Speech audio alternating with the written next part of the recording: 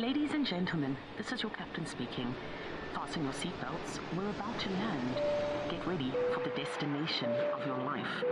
BGTN, connecting our futures.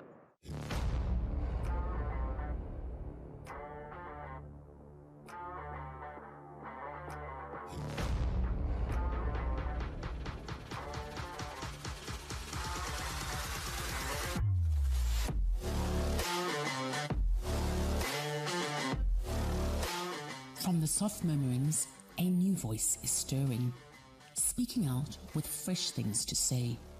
A voice not held back by the past. A voice connecting our futures.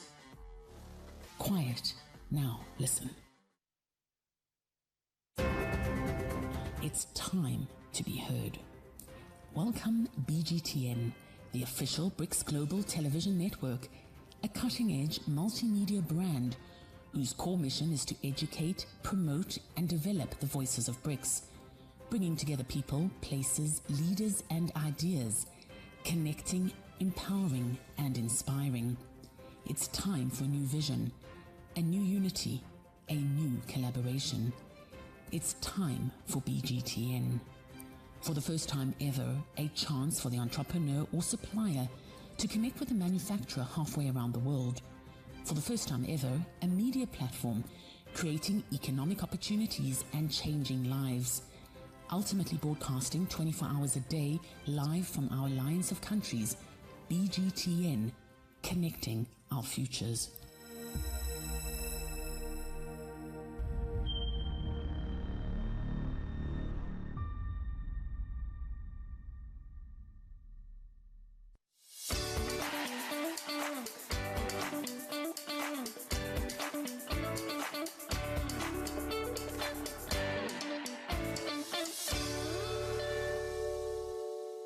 Well, I know it consists of 5 countries: Brazil, Russia, India, China, and South Africa. I think Britain used to be in there, but they left. And then what I know about it is that there's trading agreements amongst those 5 countries to basically assist them with financial stability and all of that. Yeah, I think that's about it. I feel like I should know more. So, yeah. Around August, if I'm not mistaken. And then it would be held probably here in Sandton City. And we'll be the hosting community. Alexander and Sandton, we are in the same region in Johannesburg, Region E.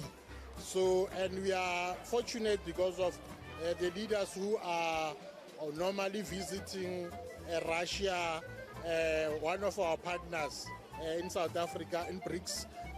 They come from Alexander Township. Member of Parliament, Obed Bapela, is responsible for international relations in the ANC. Yeah, BRICS, I mean, I've seen that on news. I think it has to do with Brazil, Russia, India, China, and South Africa.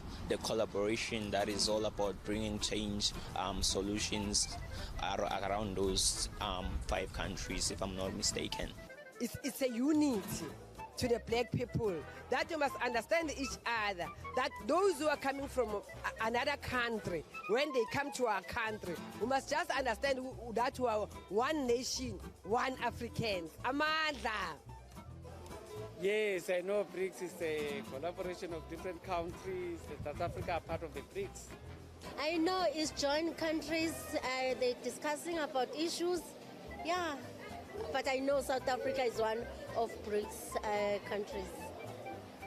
I heard it before, but I didn't pay attention on it, so I don't know about it. But it was about economy. So with these big countries, for Africa, I think it's an opportunity for them to grow and have some more opportunity with all those countries like China and Brazil. It's Brazil, or, yeah. So I think so.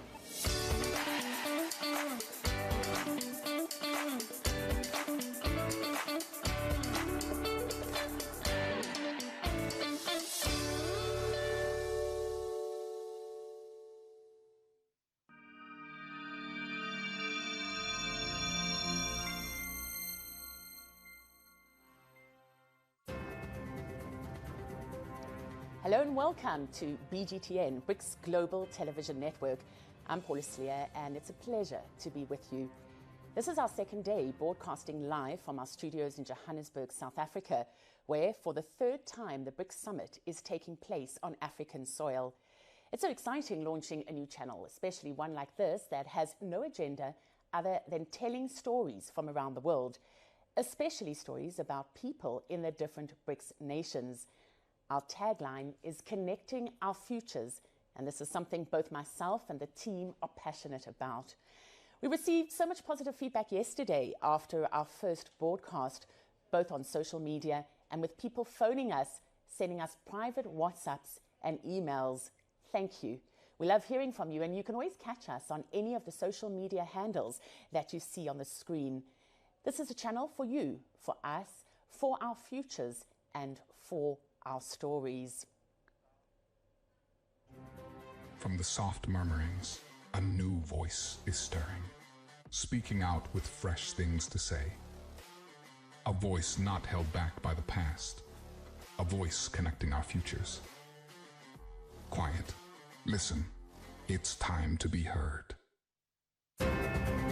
Welcome, BGTN and the official BRICS Global Television Network, a cutting-edge multimedia brand whose core mission is to educate, promote, and develop the voices of BRICS. Watch BGTN on StarSat Channel 120 as we transport you to a new corner of the world.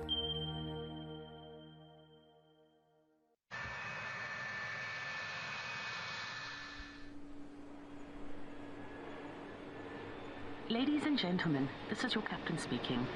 Fasten your seatbelts. We're about to land. Get ready for the destination of your life. BGTN, connecting our futures.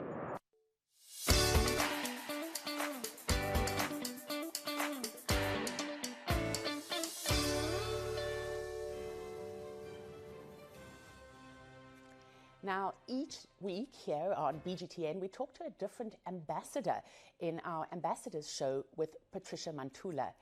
The idea of the show is not so much to cross-question the ambassadors about politics, but rather to get to know a little about the person and his or her country from a perspective that's too often ignored or underreported in the media. Take a listen.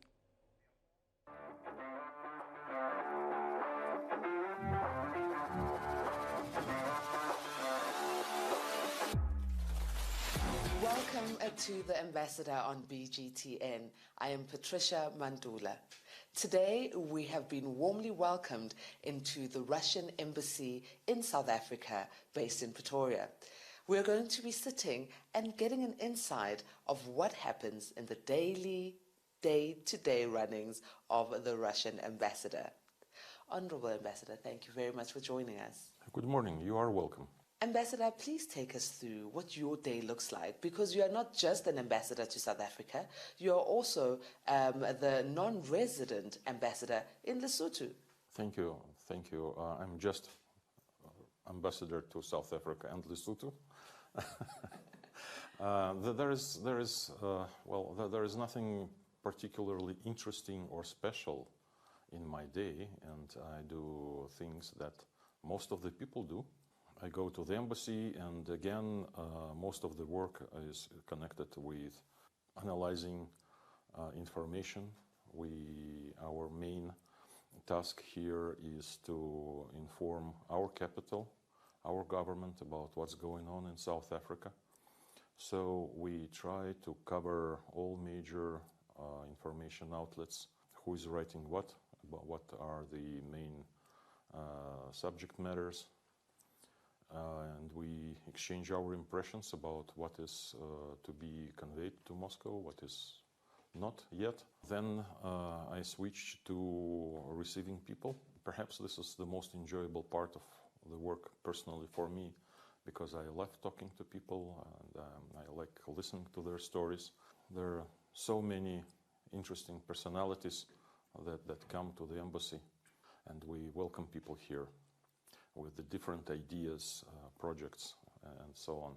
The Russia-Africa Summit, the second one that was hosted this year in 2023 in Russia, St. Petersburg, was one that had a lot of key pointers that were successful. And from our point of view, just looking at a lens, it seemed that it was successful. Can you give us some of the takeaways? Take from this summit is that despite this pressure, personal blackmail sometimes, and other things, Africans did attend this summit. They saw it as an important event, and they honored our invitations. And I hope that it was not only very significant politically from the point of view that I just described, but that it brought also some results in terms of developing economic, cultural, well, in general, humanitarian contacts and ties between Russia and Africa. You know, Russia's interest and Africa's interest in each other are steadily rising. And this steady rise is one that is quite interesting for the global south and the world at large. Can you tell us about Russia's promise for free grain into African countries? And this was a promise that was made at one of the plenaries and mentioned by the president of Russia, Vladimir Putin, and the aims of this promise. Russia, for many years, has been a very important grain supplier to the international grain markets in general, to the global grain market, if I can put it that way, but also in terms of being in-kind provider of assistance to World Food Program, FAO, different UN institutions, and not only through multilateral channels, but also bilaterally to some countries. So we've been doing that, I mean, free shipments of certain amounts of grain, of wheat in particular, to the countries that find themselves in most dire situations due to weather, climate conditions, or anything else, or some kind of armed conflict and so on. So I'm sort of glad that because of the certain circumstances now it came into spotlight, and I have the possibility to say what I'm saying now to the people. There was a promise to supply grain to 6 African countries that need it most, in particular because the so-called Black Sea Grain Initiative failed. This hypocritical Western position vis-à-vis poorest countries be corrected.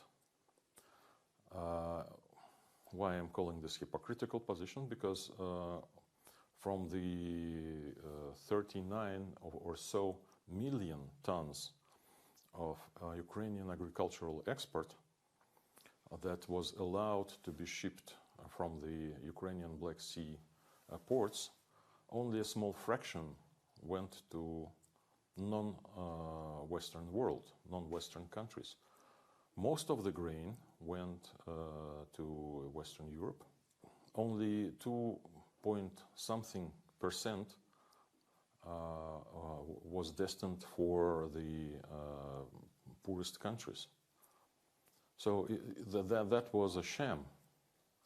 So now we have to see how it will develop, how things will go. We will ship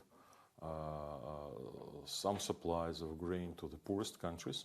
And by all means, Russia is much more important exporter of agricultural products than Ukraine. So this is the big situation, and let's hope for the best, and we will do our best, of course, to prevent people from suffering. Let's look at another positive that is happening. A lot of South African students are currently in Russia, and others have already graduated. Why is it that Russia is becoming a firm favorite with a youth, especially who want to study further? One of the reasons, though, I think, is that unlike in some other countries, African students are very much welcome, wholeheartedly welcome in Russia by the people. No, USSR was multi-ethnic and polyconfessional country. Russia is multi-ethnic and polyconfessional country. For the peoples living in Russia, it is a natural way to live with people who are different, who think differently, who look differently. Ambassador, South Africa is currently facing an energy crisis. And while in Russia, I witnessed the fact that there's no power outages. What lessons can we learn from Russia, and what can we do together as South Africa in aiding South Africa in the energy crisis that we're currently facing? Well, I'm in no position to teach lessons to South Africans for many reasons. One of them being that I'm not a specialist in the energy field. But I can share some ideas about that, as we have a lot of generation capacities working on hydropower. But unlike South Africa, we have big rivers. I mean, what we in Russia think are big rivers, you do not have it in South Africa. There is also, we have very rich deposits of carbohydrates, gas, oil. A significant proportion of generation capacity in Russia work on natural gas. But of course, South African government will make its own decisions, and by no means we are giving advices or lessons if we are not asked to. Let's go to tourism. I love traveling. I really love traveling. And entering into Russia, like I said, was warm and beautiful. The people were welcoming. However, I noticed that the architecture in St. Petersburg is outstanding and rich in culture as well, rich in history. Can you tell us what sites we should go to and never miss if we get the opportunity to visit Russia? Well, you've been to Moscow, I understand, and to St. Petersburg, and those are two major touristic sites and historical sites in Russia. They are very, very rich in historical monuments and events that took place in those cities. And to Moscow, to both destinations, you can go many times. Otherwise, if you prefer recreation, there are also several destinations in Russia, like Crimea, like Black Sea boards of the Caucasus, Sochi. Now, ecological, so-called ecological tourism is pretty much developed in the far east of Russia, in Siberia. Now, what is tourism without the food, without the drink, without the music and the culture? Maybe tell us what are some of the favorite dishes that one has to taste when they are in Russia, and maybe the beverage of choice. Let's begin with the food, though. One of the favorite hot soups in Russia is borscht. But Ukrainians, Belarusians, and Lithuanians, and perhaps Poles would also claim that it's their national dish. So food does unite us. But there are other, and many, many others. As for drinks, you know that vodka is a relatively recent invention, just 200 years, maybe a little bit more than that. It is a recent, if measured against overall Russian history. So most favorable drinks were honeys that were aged in barrels, just like cognacs, whiskeys, and some other spirits are produced. Well, I must say, my mouth is watering. I'm taken back to my time in St. Petersburg. I enjoyed the food.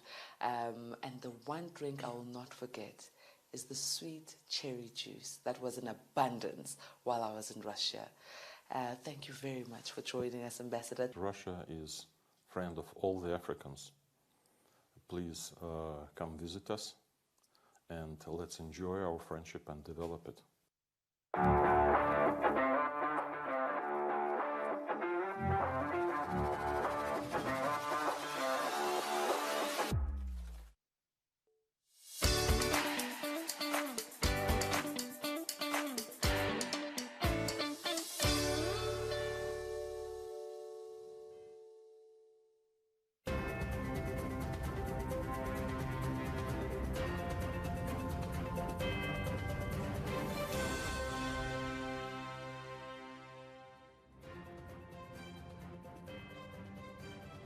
It's today the second day of the BRICS summit taking place here in Johannesburg, very often called the City of Gold in South Africa.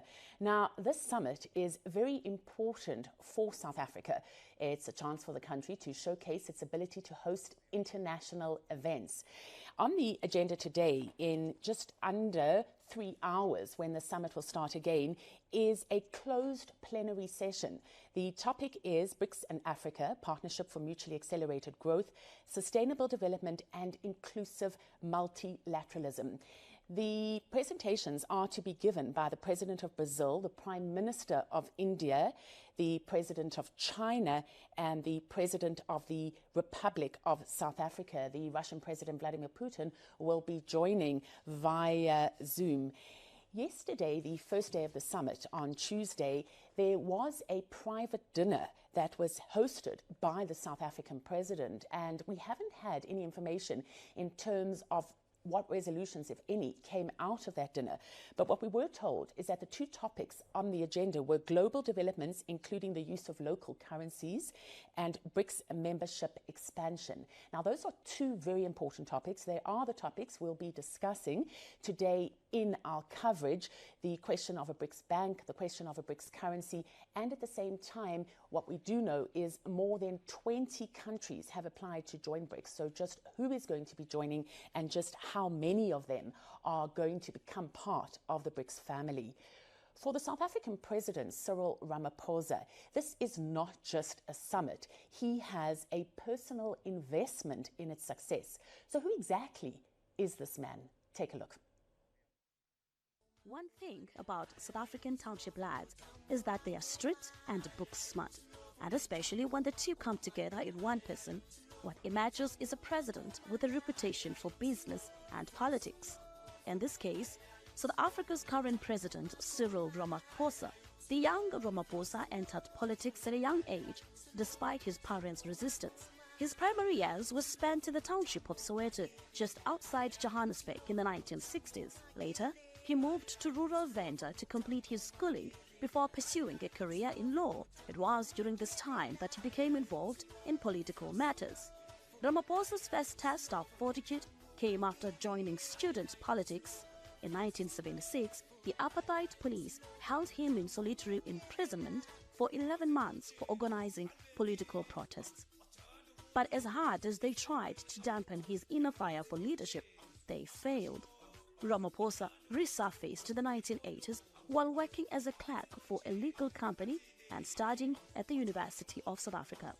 After receiving his B.Proc degree in 1981, armed with legal skills, he joined the South African Council of Unions. A year later, he founded the Union of Mine Workers and rose through its ranks. Known for his extensive knowledge, he was often placed in key positions in negotiations, such as the Reception Committee, tasked with accepting Rivonia trialists in 1990. The committee coordinated arrangements for the release of Nelson Mandela and subsequent welcome rallies within South Africa. When the apartheid administration lifted its ban on the African National Congress in 1991, Ramaphosa became the first Secretary General. He kept ascending the political ladder, and with his position was now apparent. He was just waiting for the proper moment. Following South Africa's first democratic election in 1994, Ramaphosa was appointed chairperson of the Constitutional Assembly, where he was in charge of overseeing the creation of South Africa's first democratic constitution that received international recognition. In 1987, he was awarded the Olof Palme Medal in Stockholm for coordinating peace and fighting for human rights. In the 2000s, he pursued business, building an investment company, Shanduka Group, to assist small businesses in expanding their wealth. All of his experiences prepared him for the moment when former President Jacob Zuma resigned in 2016. Having been Zuma's deputy, it was natural that he would take over as president.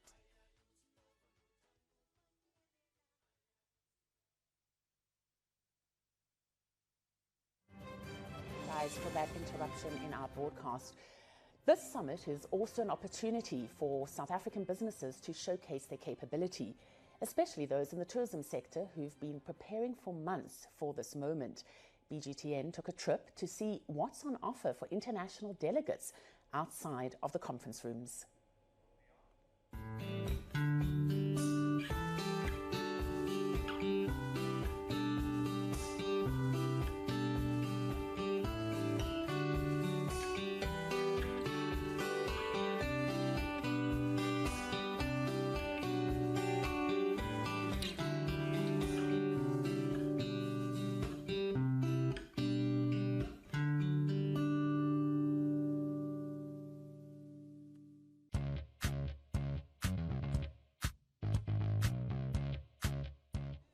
And now we are at the Hector Peterson Memorial Site in Soweto, and there's a lot of activity happening here. Local tourists, there are school children who have come on tours. I see delegates who are also here at the memorial site, and international tourists as well. It is a buzz in Soweto. Soweto Uprising, June 16, 1976, popularly known as Youth Day, a day remembering the resilience of South African youth who took to the streets armed with stones to protest against the apartheid law, which was forcing students to use Afrikaans as a medium of instruction in the already sublime Bantu education offered to black students. Little did they know that they were to face showers of bullets from the apartheid regime police, killing hundreds of school children. Hector Peterson, a 12-year-old schoolboy, was one of the first casualties of the uprising. My name is Sifiso, but locals know me as Pegomozi. My surname is Mboyisa. I'm a tour guide, and I normally take people which comes from different parts of the world for the tour so that they could know about their history or our own heritage, especially here at Hector Peterson, which 630 students that were gunned down in the Soweto uprising. Right here behind me, you can see there's a memorial tombstone, which was erected by the late Rolihlahla Nelson Mandela on 1992 on the 16th of June. So as you can see, we have some water which symbolize the blood that was shed when the first 38 students were gunned down. As a nation, we have been through a lot, and we have managed to forgive, but we'll never forget. Hence, the water will just flow back to the stones, which reminds us of our own weapons that we use on that day. Hence, now we have 2 Nobel Peace Prize winners that are situated on the street of Vilakazi. Nowhere across the globe, it's only here in Soweto, right here at Orlando West. Now we are on Vilakazi Street, a street that is famous for so many things. One of them being good food. We are going to be having a flair of the culinary tastes and flavors of Soweto. So come with me. I'm a bit hungry right now. Welcome to the Vilakazi Espresso. This is a coffee shop which I built in 2018. Here we serve coffee. Our beans come from Rwanda, Congo, Kenya, and Burundi. The coffee shop specializes in premium coffee. We have sandwiches, we have cakes, and all the light meals that you can find here. Of course, the cold stuff, smoothies, milkshakes. Actually, what inspired this coffee shop was to inspire small businesses to open up different concepts in Soweto. Most of us seem to focus on the same business. Everybody will do quotas. So I think I wanted to take a different route and just showcase something a bit different. Yeah. My grandfather is Dr. B.W. Vilakazi. He's well known and respected in the academic field. He's known to have written books in Zulu language, And one of his biggest projects was to create the first Zulu English dictionary, which is of monumental proportions. It's nice touring Soweto. This is my first time here. It's hip, it's happening. Kumnandila.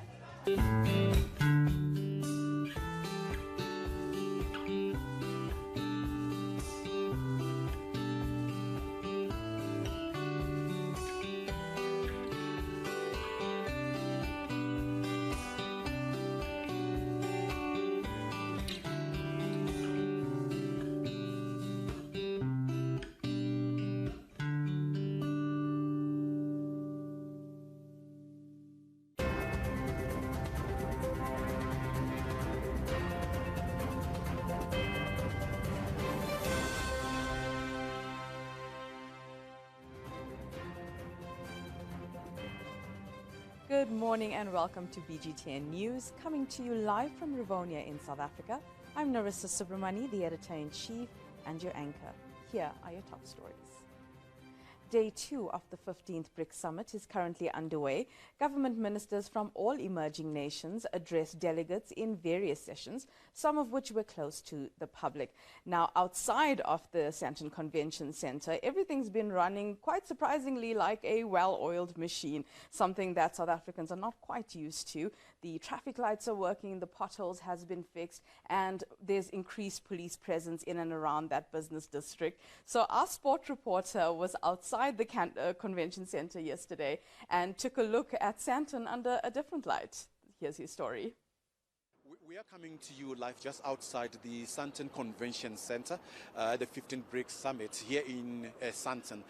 It's very busy for my liking, but what we have seen is that the streets are very clean, the traffic lights are working, and there's a lot of police visibility, and one feels safe. When you're walking here in Sandton, you feel very, very safe, and we have just forgotten about the load shedding and everything that's bothering this country. I think the BRICS is a very good thing, what's happening now. The countries that are here, Brazil, China, South Africa, all of them combined to build our economy here in South Africa. I feel like it's a great opportunity for us here in South Africa because we're also a growing country. So I feel like once South Africa is built and is out there, I feel like the rest of Africa will also follow, and our fellow African countries will also grow in this. So I think it's a good thing. Besides the traffic that we have since it all started, there's nothing bad I can say about it, but so far so good, and hope all goes well. My name is Khuputo Matusa. I'm here in Sandton, and I've been looking at the BRICS. It looks really beautiful. Well, I should say that it's really safe. There's cops everywhere, and I actually do love what I'm seeing with all the countries coming in together, and I hope that it grows our economy here in South Africa and the youth also to learn that it's actually really nice for everyone to be together. And yeah, I hope that this continues with us being together as one, because it just shows that we are still going to grow in the country and the universe. For BGTN, I am Ben Ricordo. Brazil, Russia, India, China, and South Africa. So, yeah, it is made for the promoting peace and sustainable cooperation among the nations. This monumental global event of these 5 major countries coming together is essentially the pooling of resources and a somewhat alternative to the current hegemony that exists within our society. Emerging countries in the world order, which are, these still are, some countries are developing, which will contribute more than 50% of the world economy in the near future. Like China and India are growing rapidly. The economy of India will grow, much rapidly than compared to other countries. BRICS is of 5 countries that come together to form one big bank to help others.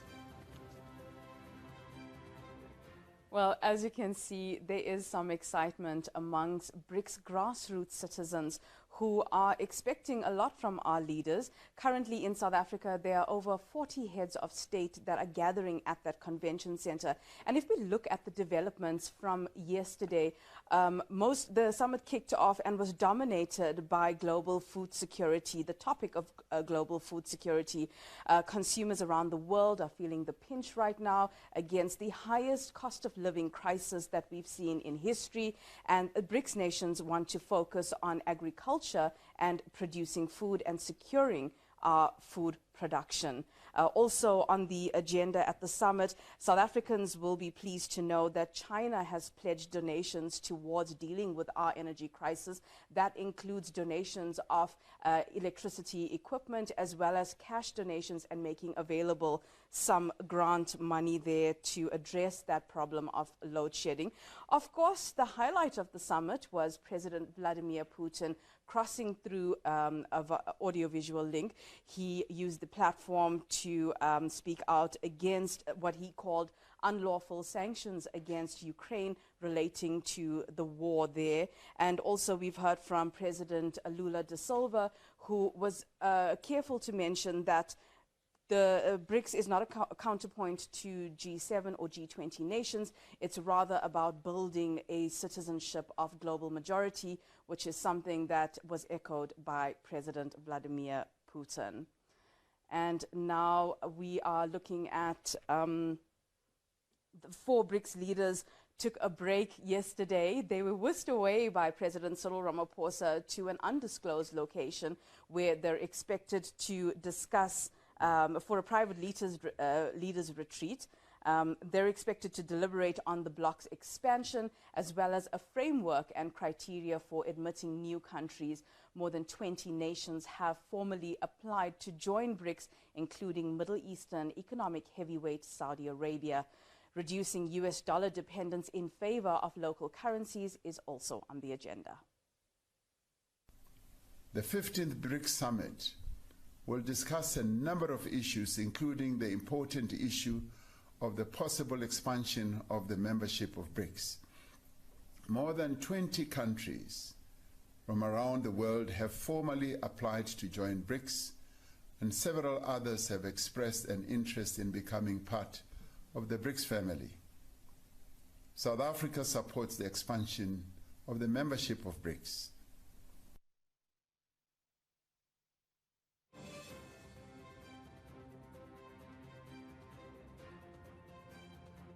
We apologize for the error with that soundbite there. Giant economies, growing populations, and big ambitions. The new changing world order, rather, is making countries that have historically had the economic upper hand sit up and take notice.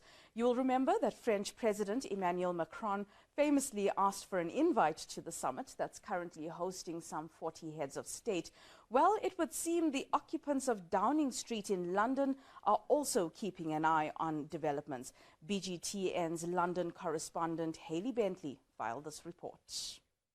Well, London and the rest of Europe are watching closely because one of the most controversial issues being discussed at the summit is BRICS expanding by adding new members, and some European leaders are concerned that because China's economy is enormous and so it outweighs other BRIC members' contributions to the world's economy, that China might, at a time when it has increased tensions with the United States, and so is the main driver behind this expansion. And these countries worry that BRICS is more like China and its partners than a union of countries with equal powers.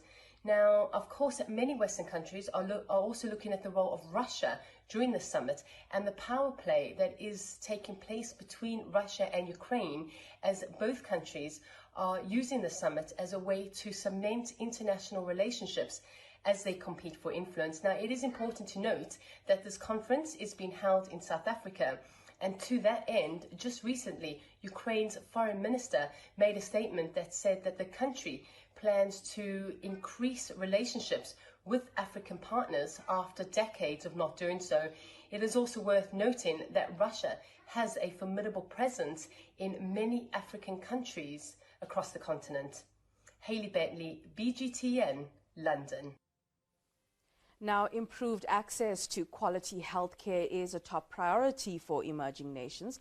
A retired nurse from KwaZulu-Natal who spoke to us as part of our BRICS on the Street coverage said she hopes the new alliance will bring stability to the ailing South African healthcare system. Being a nurse, and I understand how the health system works here and what our resources are, what we have, what we don't have, and the struggles that goes with it. I would like for these 5 countries to bring to us a very good health system, to improve our health system. I do believe that South Africa has highly qualified doctors and medical personnel. We have the skill, but we do not have the resources. What I would like is for them to bring the resources. For example, there are some medication that is not available for South Africa. We do not have it because we cannot afford it. So other countries like India, for instance, they have medication that is far too expensive. Our country cannot afford it, and as a result, our patients cannot afford it. There are simple things like an anti-venom for a snake bite. We don't have that. Because it's so expensive, it's not even in every hospital. We have to go to maybe a single hospital to find an anti-venom.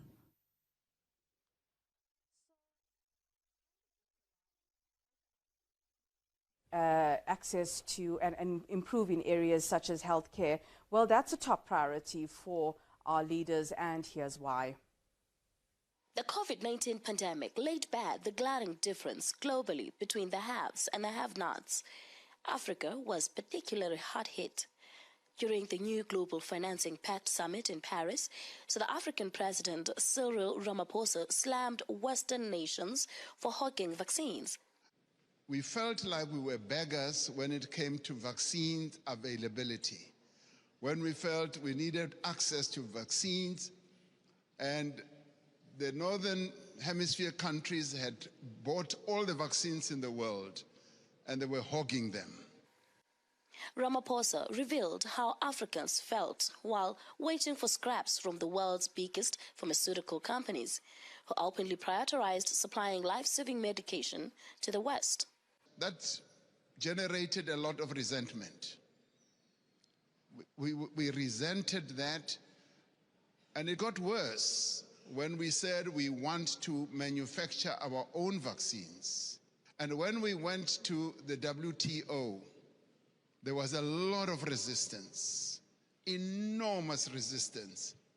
Now, every BRICS nation will have its own pharmaceutical center, with the first to open on the African continent. The BRICS Health and Pharmaceutical Association is an association that has been called into existence. We'd be looking to launch on the fringes of the BRICS Summit. We have also now received a number of requests from countries on the continent of Africa, and particularly SADC, to also join. Moving to other news now, millions of Zimbabweans are expected to cast their ballots in today's general election. The vote will determine the country's next president and members of both houses of parliament. BGTN Zimbabwean correspondent Golisani Ngube is in Harare and is monitoring those developments. Thank you very much for joining us here in Harare, where Zimbabweans are ready to cast their vote. According to the Zimbabwe Electoral Commission, more than 6.6 million Zimbabweans are participating in this election. And the issues that are under discussion include, chief among them, the issue of violence. People are worried about whether this election is free and fair. There have been issues of violence that have been raised in some areas of this country. At least one person was killed during the campaign period. And that has been an issue of concern by the political actors in this country, who are saying that the state was supposed to protect its citizens when they were participating in this election. Also, another issue of concern is the issue of high unemployment. Zimbabwe has a record of high unemployment, where more than 70% of its young people roam around the streets, and they live, most of them don't have a permanent job or don't have a job that they can earn a living from. Also, there's an issue of the economy itself. The economy in this country is in shambles. There are those who believe that the government that will win this election has to attend to that issue very quickly and also address Zimbabwe's international relation affairs. Zimbabwe has been in isolation for years because of its policies. It took land, and also there have been concerns about how it approaches issues of human rights violation. So those are the issues that are up for discussion in this election. But by and large, the campaign has been peaceful, save for the few pockets of violence that have been recorded, and also the unfortunate death of one person in Harare. That's all from me for now. I'll have more news for you at the top of the hour. Stay tuned to BGTN News.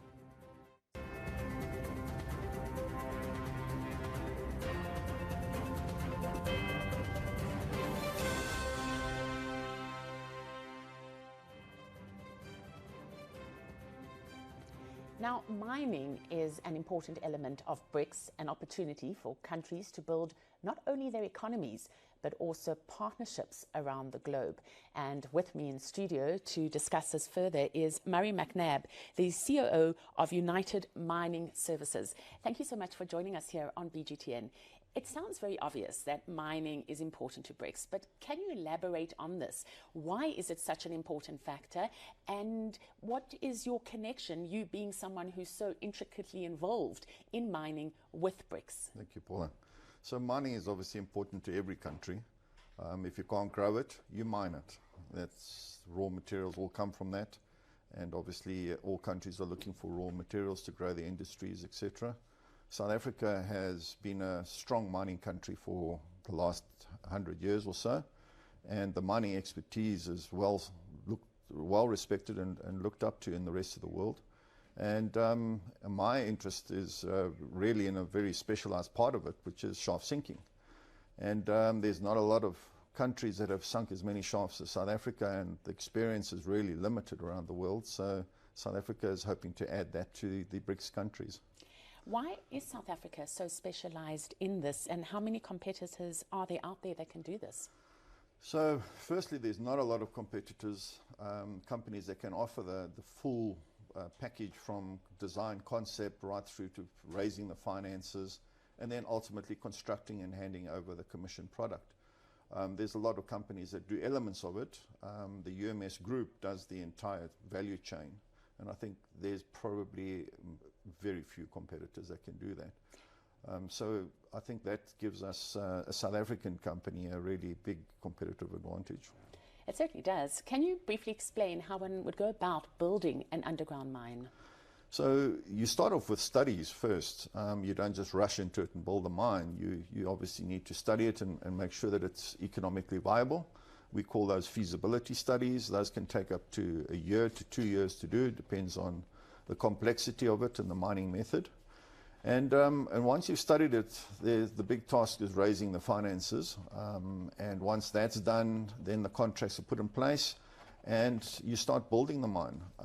And that in itself, depending on where the mine is and what resources are available to support it, could be anywhere from a 2-year to a 10-year project. You know, these are big projects that are undertaken mostly.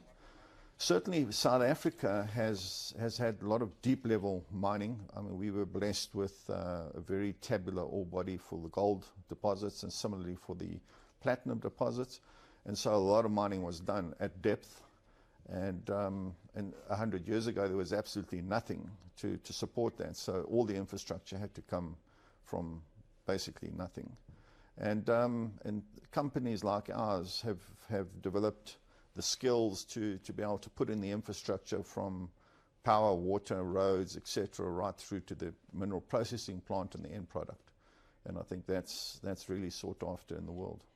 And you have already touched on it, but where are you specifically doing these projects, and how do you go about building a new mine? How much time does it take? So we are operating obviously in South Africa as a South African-based company, but we're working in Brazil, we're working in Botswana, we're working in the United States, our neighboring countries like Mozambique and Zimbabwe as well. We've just recently finished projects there. So we are a global company. and we really enjoy the fact that we can offer our services globally. This sounds like it could take a lot of money to complete, am I correct? It is. So the capital is raised according to obviously the type of mine and the volume and the economics that it can support. But yes, they take literally hundreds of millions of dollars to build big mines. Sink shafts is a time-consuming and expensive operation. And obviously we compete globally, so efficiencies are everything when you're competing, but it does take time and money, yes. And what is it for you personally that has kept you in the business for so many years? Sure. So, every day when we get up and go to work as someone involved in mining, we know that we make a difference to other people's lives. We create employment. Building a mine doesn't employ a lot of people per se, but we leave a legacy that employs a lot of people and supports a huge industry downstream to support that. So I think it's fantastic that we know that we can make a difference to the world. Every day we make a positive impact and a positive difference to many people's lives, and we see it in the communities that we work in. And after we built the mine and left and handed over the keys to the owners and the operators, it's a legacy that we leave that goes on for 50 years. South African mines, some of them are 70 years later, still employing people and creating employment. So I think that's the best part of our job. Murray, forgive me for asking this, but mining often gets a bad rap from particularly the environmental activists. And actually one of the shows we have here is an environmental show. So what would be your response to that? Is mining and environment at loggerheads with each other? I don't believe so. I mean, obviously mining's been around for thousands of years. And there's history to support that, from flint mining right through to salt mining, etc. And there wasn't a lot of knowledge in the past, and I think that it deserved the bad rap that it got because people weren't, thinking beyond the obvious. But there's no excuse for that today. We are educated, we've got the knowledge, we know how to handle these situations. And it doesn't help we say so. It doesn't help we say we're doing a great job. It's really the public that needs to judge us on that. But I don't believe it deserves the rap anymore because, you need to mine. The reality is we need these raw materials. There's just no ways you can go to a hospital and not get a bed or a building to be in. All of that is mined. It's done responsibly and it's acceptable, but most importantly, it's got to be sustainable. So not only in the process of actually mining and disturbing the environment that people got a bad rap, but also they wasted and used a lot of resources that are valuable. And so that's where efficiency comes into it, and that's where economics comes into it. And I think renewable energy has been a big part of it. The whole world is short of energy. Doesn't matter where you are, it's a hot topic. So, we look at all of those aspects, and when we design a project, we design it with that in mind, right from the outset. How do we get the environment to have a minimal impact on it? How do we conserve energy? How do we design efficiencies, sustainability? A lot of the world has got a water resource problem as well. And a lot of conflict comes around water, the use of water in mining and the abuse of water. And treating the water afterwards is a very simple thing, but you just make the effort to do it and do that right up front in the study phase so that there's money allowed for it. To just rush in and do something without having studied the impact of it and made allowances for it and brought it into the economic model is irresponsible, and you deserve a bad rap if you're doing that. But I think we take care of most of that. Murray, you mentioned the words efficiency, sustainability. In your opinion, what innovation is involved in doing it right? So addressing the issues that I've just spoken about is really in the front of everybody's mind. The innovation around sustainable power is not just around solar power, it's around hydropower, and those we bring into our projects. So, that's innovation in itself. The way we extract the minerals and underground is an evolution. Every day it's changing, it's becoming, more mechanized. And there's a lot of reasons that drive that. The safety is definitely a big one that drives innovation. You know, with the innovation is, and you can measure that, the effect of safety results, or the results of safety in mining, has improved hugely. You know, we can sink a shaft today without a single injury. If you spoke about that 10 years ago, 15 years ago, people would have just looked at you and thought you're mad. That's innovation that's brought that. So there's a lot of innovation in addressing how people are kept away from the hazardous areas. And safety is a prime example of the positive results of that. Murray McNabb, the COO of United Mining Services, thank you so much for joining us here in studio. And I'd like to just pick up on that point about safety. Another show that you'll see only here on BGTN is Digging with Dave. And what makes this show so special and different is that Dave is an anchor with decades of experience and also comes from a mining family. So he knows definitely what he's talking about. And amongst the issues he'll be addressing is the issue of safety. He takes us where only miners can go. So for now, let's go dig deep with Dave.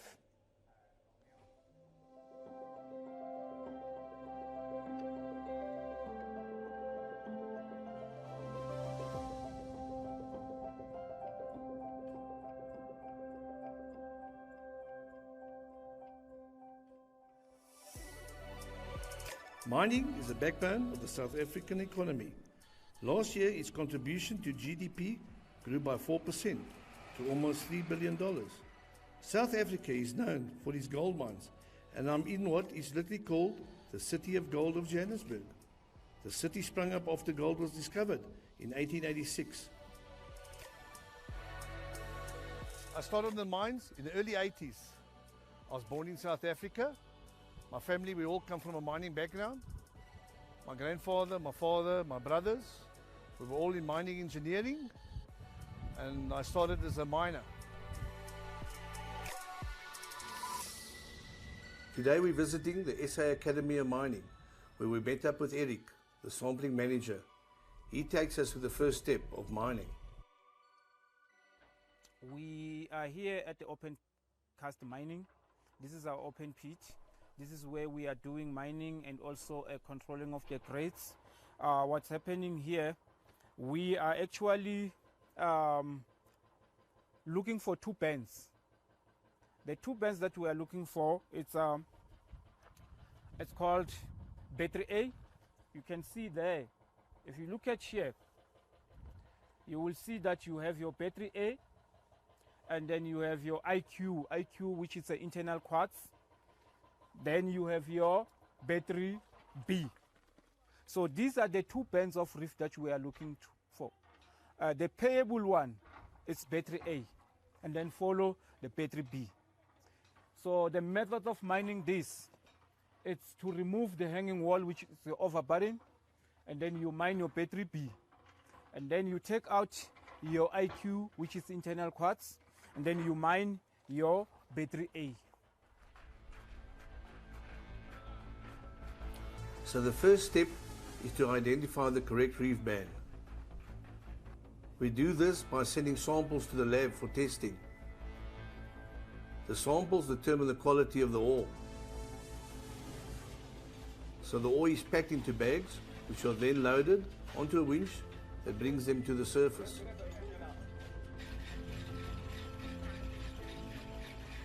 The bags are then emptied into a conveyor belt. At the bottom of which is placed onto trucks and transported to the central processing plant.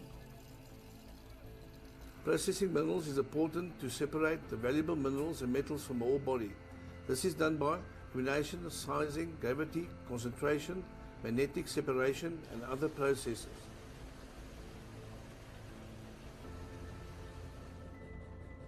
From here it goes onto what is called the Gemini table that has been specifically designed for the recovering of fine gold and smeltable concentrate. Samples from a stockpile that were sent to the processing plant are taken to the grade control. Once the results return as a positive, we can map where the correct mining should begin. The silt that has been collected is then taken to an on-site storeroom before it is crushed. Split into plastic bags, sealed, and then later sent to the lab for analysis. No, you're welcome. This is our storeroom. As you see these samples here, these are samples from different areas where we're mining. We've got open pit mining that side, we've got a shaft this side. So all our sample we store it here, and then we do our analysis here. And then from there it goes to the main lab. Then from that it goes to the lab. Okay. But it starts from here. Thanks a lot. All right. Water is pumped into tanks and brought back to the mine. A high pressure water jet is then used to carefully push away the first layer of rock. This is a safety precaution to ensure there are no misfires left over. Whatever rubble there is then scraped away. Qualified miner marks off.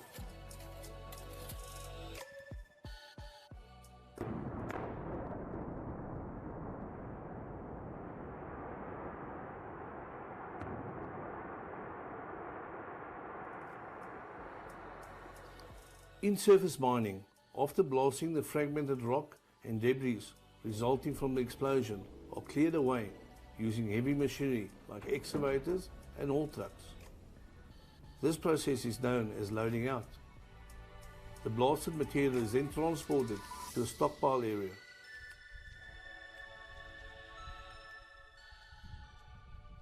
Depending on the type of material being mined, further processing steps like crushing, screening and sorting to extract valuable ore takes place.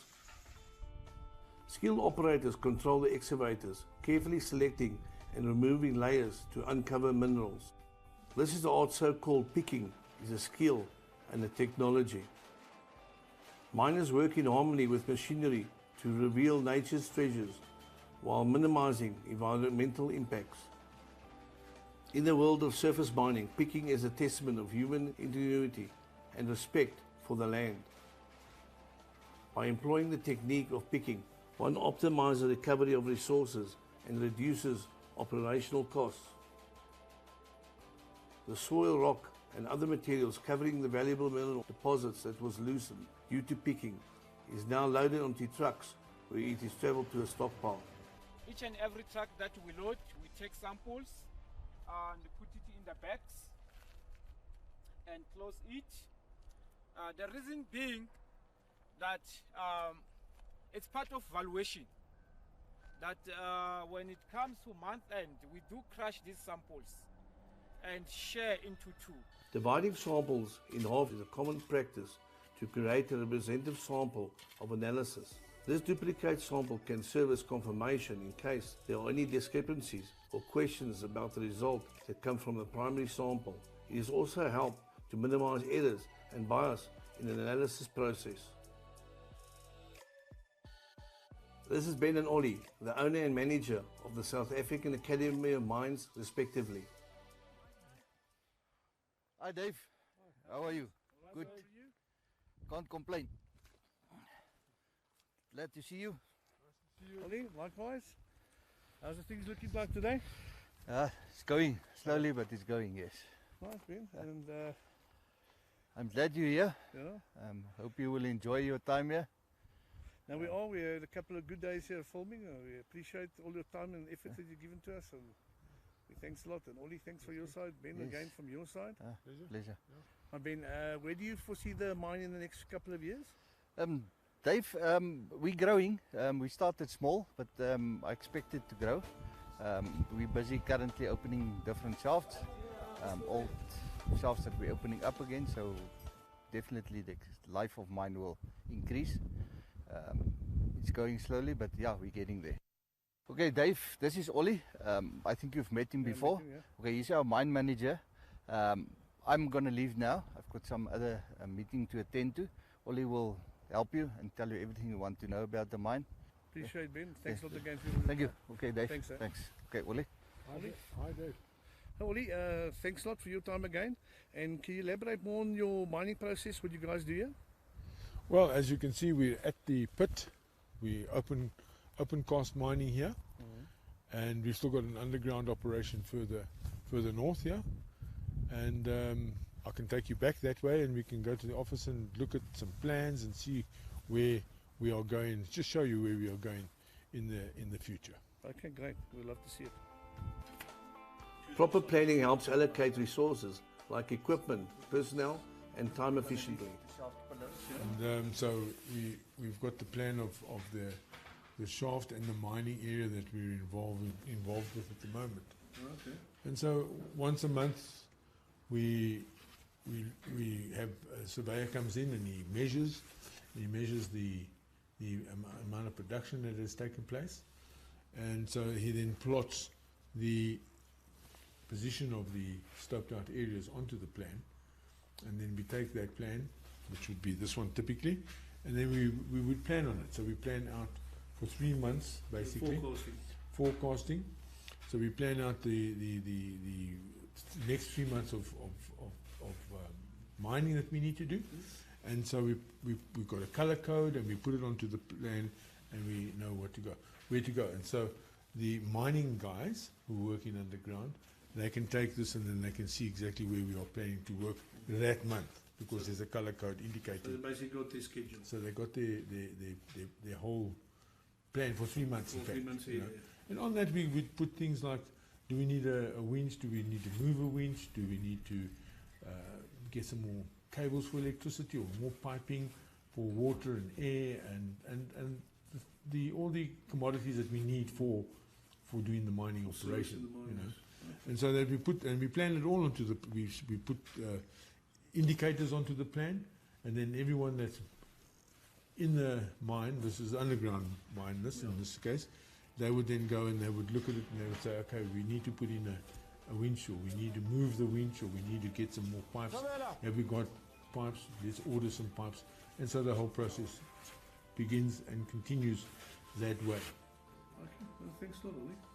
With proper planning, both underground and open pit mining operations take place at the SA Academy of Mining. Open operations can use powerful tricks and shovels to move large volumes of rock. Underground mining is practical when the ore body is too deep to mine profitably by open pit. And the goals are set out. We need to know where we're going, how long we're going to go for, and we have another plan, which is a 1 in 1,000 plan, and on that we make a longer term plan. So we can go up to 12 months, 18 months on that one, so we can get our forecast done on that for the future, and that gives us then more time to prepare for what's coming in 12 months' time. But then basically it comes down to a month-on-month basis.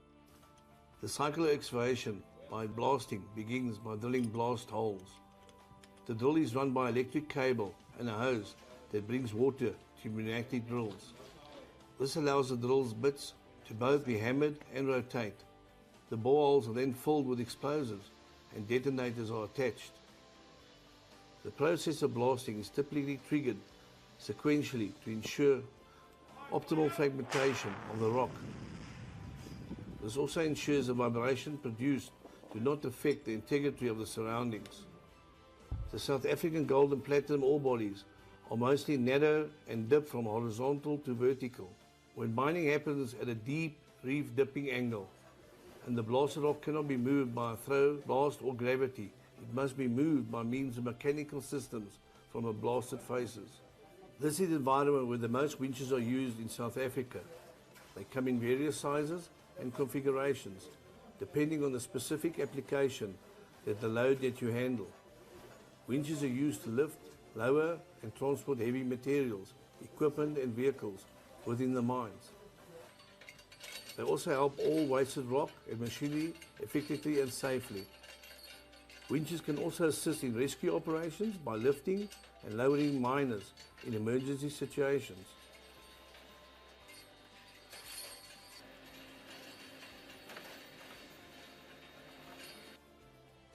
Safety in mining is paramount, and we do this through mining training. During the training, learners get to experience real-life scenarios and learn what to do when there is a cave-in, explosion, equipment malfunction, or exposure to harmful gases. Before they even put a foot in a mine, future miners learn all the necessary safety precautions. All mine workers are required to sign indemnities to ensure that all the health and safety practices are put in place. No, we're actually asking a permission from the miner. We're getting permission from the miner to go and do whatever we want to do. Every time when you go underground, you must get a permission from, it's either a shift boss, a team leader, or a miner. So we are taking authority from him now to go and do whatever we want to do underground. After all the correct paperwork has been filled in, the workers have the safety meeting in which they go over the gear, checks and precautionary procedures before entering the mine. The harsh conditions and confined spaces pose a risk to the miners' well-being. PPE or personal protective equipment such as hard hats, footwear and communication and monitoring systems are essential. They safeguard miners against any hazards or physical harm they may encounter. South African Academy of Mining has been around for 2 years and Kwabe is their training manager. A training center such as this one is very important for the youth, in the sense that unlike previously where the mining companies have established training centers, they recruit these graduates and then they train them and then absorb them into their operational cycle. Of late, there has been a decline. So normally applicants looking for job are questioned about they don't have the experience or whatever in the mining industry, and therefore this facility offers them that transition stage from school to get the initial practical experience, so that when they are absorbed in the mines, it does not become an issue.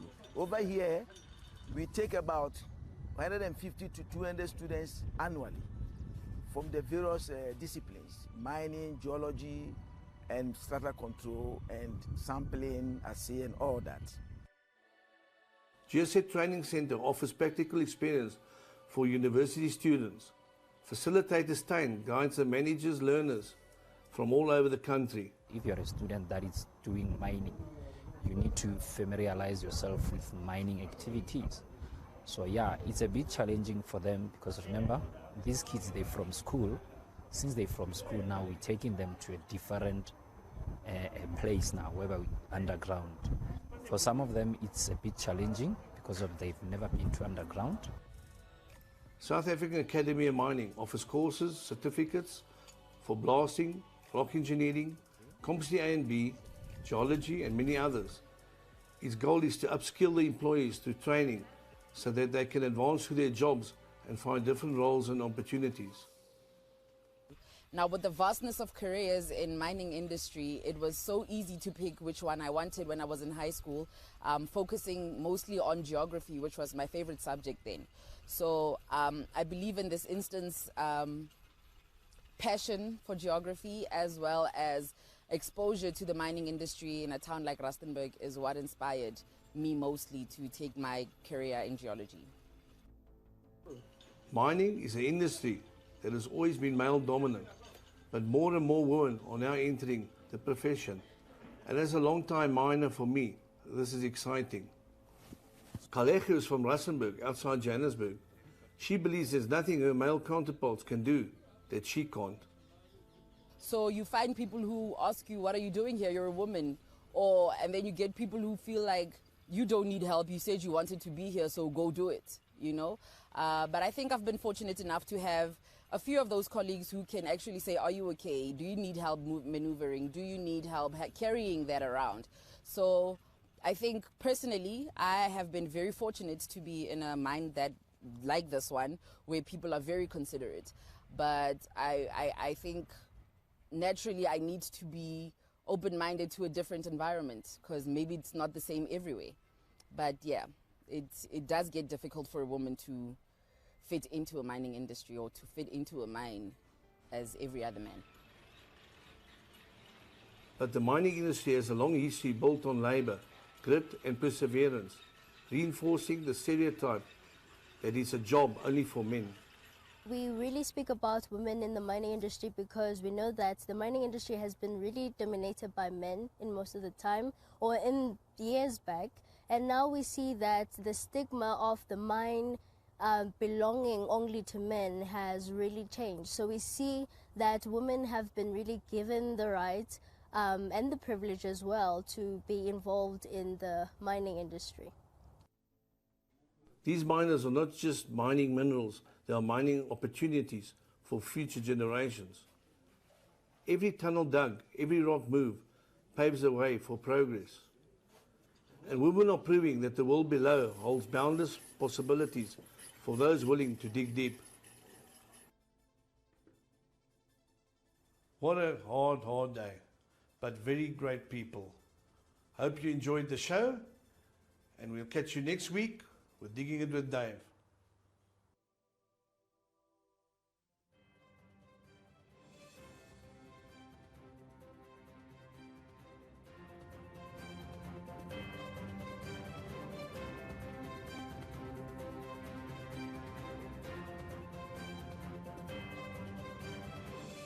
Well, it's day 2 of the BRICS summit that is happening here in Johannesburg, South Africa.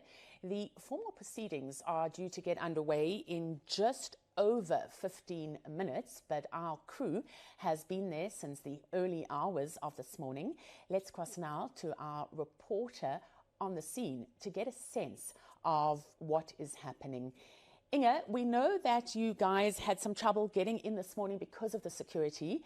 You have set up. Can you give us a sense of what is happening there right now and what is planned for today?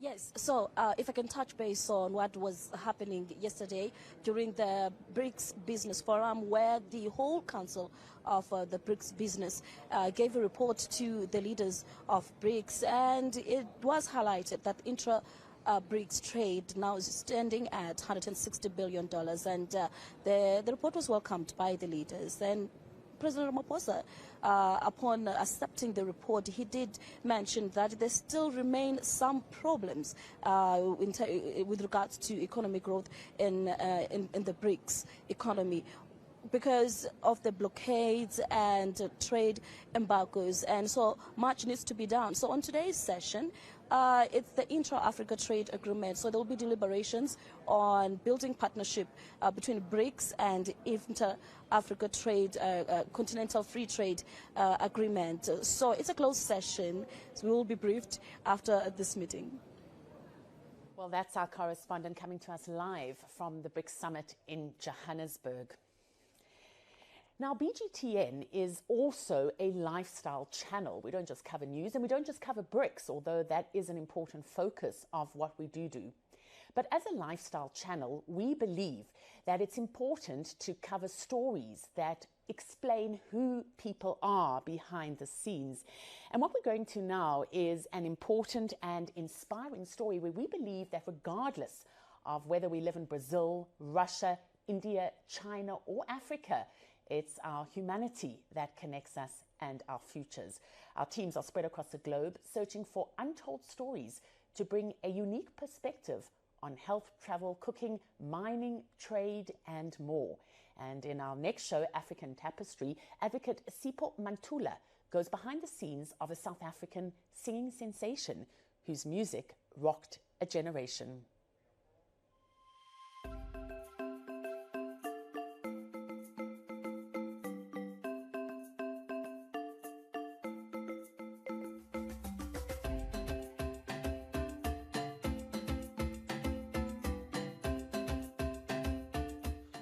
Greetings, Jumbo Africa. Welcome to the Pan-African Tapestry, weaving of African culture on BRICS Global Television Network, connecting our futures. My name is Ras Advocate Sipho Mantula, your humble host. This show is all about celebrating the continent by bringing you closer to African cultural news and events, as well as profiling artists from the continent and the diaspora.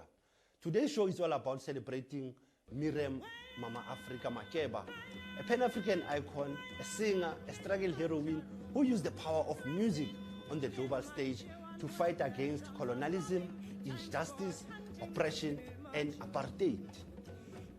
This year, on the 23rd of April, the inaugural Dr. Miriam Makeba, the first of its kind, was hosted by the University of South Africa. This event was a chance to celebrate, commemorate the life and times of Dr. Miriam Zenzile Makeba, a contribution of a change agent, and Dr. Nkosazana Dlamini Zuma delivered the inaugural guest lecture of Miriam Makeba. Miriam Mazi, as is fondly known, Mazi's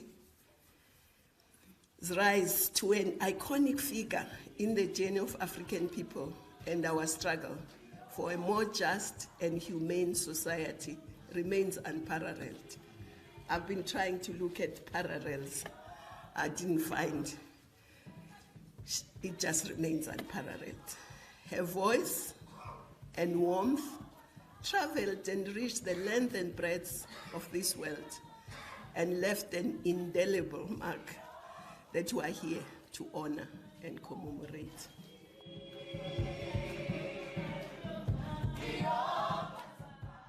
As we come back from that lecture of Dr. Miriam Makeba by Dr. Dlamini Zuma, it is befitting for us to go back to the family and chat with the great-grandson, Lindelani Makeba Lee, and get to hear about these fondest memories of her. We had a very close relationship. Unfortunately, my own grandmother, her daughter, our only daughter, Bongi Makeba, passed away before I was born. So in a way, she kind of became my grandmother. And we spent, I guess, the first 13 years of my life together almost every day. And I miss her every day, but I do cherish all the times we did spend together and all the lessons I got to learn. Memories of some of the live performances? Countless, honestly. We traveled to more countries than I could honestly remember. It started off when I was very, very young. I guess, I think I was somewhere around 3 months old. Wow. And then eventually, you know, I remember seeing her working with her band, seeing her from backstage, and I think that transitioned into being part of the band eventually.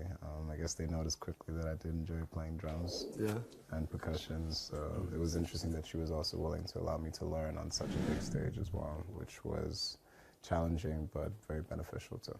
Let's go back to the home again, to the kitchen now. What was Mama's favorite meal or food, you know? She was an amazing cook, very versatile, and I think you could actually experience how many different countries she had spent time in through her cooking. I don't really know if there was one particular favorite meal. I know I loved her crabs. Yeah. I loved her filet steaks. I loved her. She made a mean fried chicken. It was very similar to a Southern American style, but she was as versatile in the kitchen as she was in studio and stage. I know I won't leave this one, the dress code. Let's talk about his apparel. Because you see, we see young female artists now, they want to look like Makeba, like Mazi, but a taste of clothes now. Yes, it was a very particular sense of style that she had. And I think it was somewhere between celebrating what made her who she was, and she was as feminine as could be. She was as regal as a woman could be, and she was as African as she could be as well. And I think all of these different aspects of her personality, they came through in her outfits, and she was an out there personality. So now let's talk about the young artists of today as well, the young female artists, the young male artists. Any inspiration or any lessons that they can learn from the legacy of Miriam Makeba? I think the lessons will come by taking the time to research and admire not only her history, but the history of all of her contemporaries, all of the African heroes that we have of the time.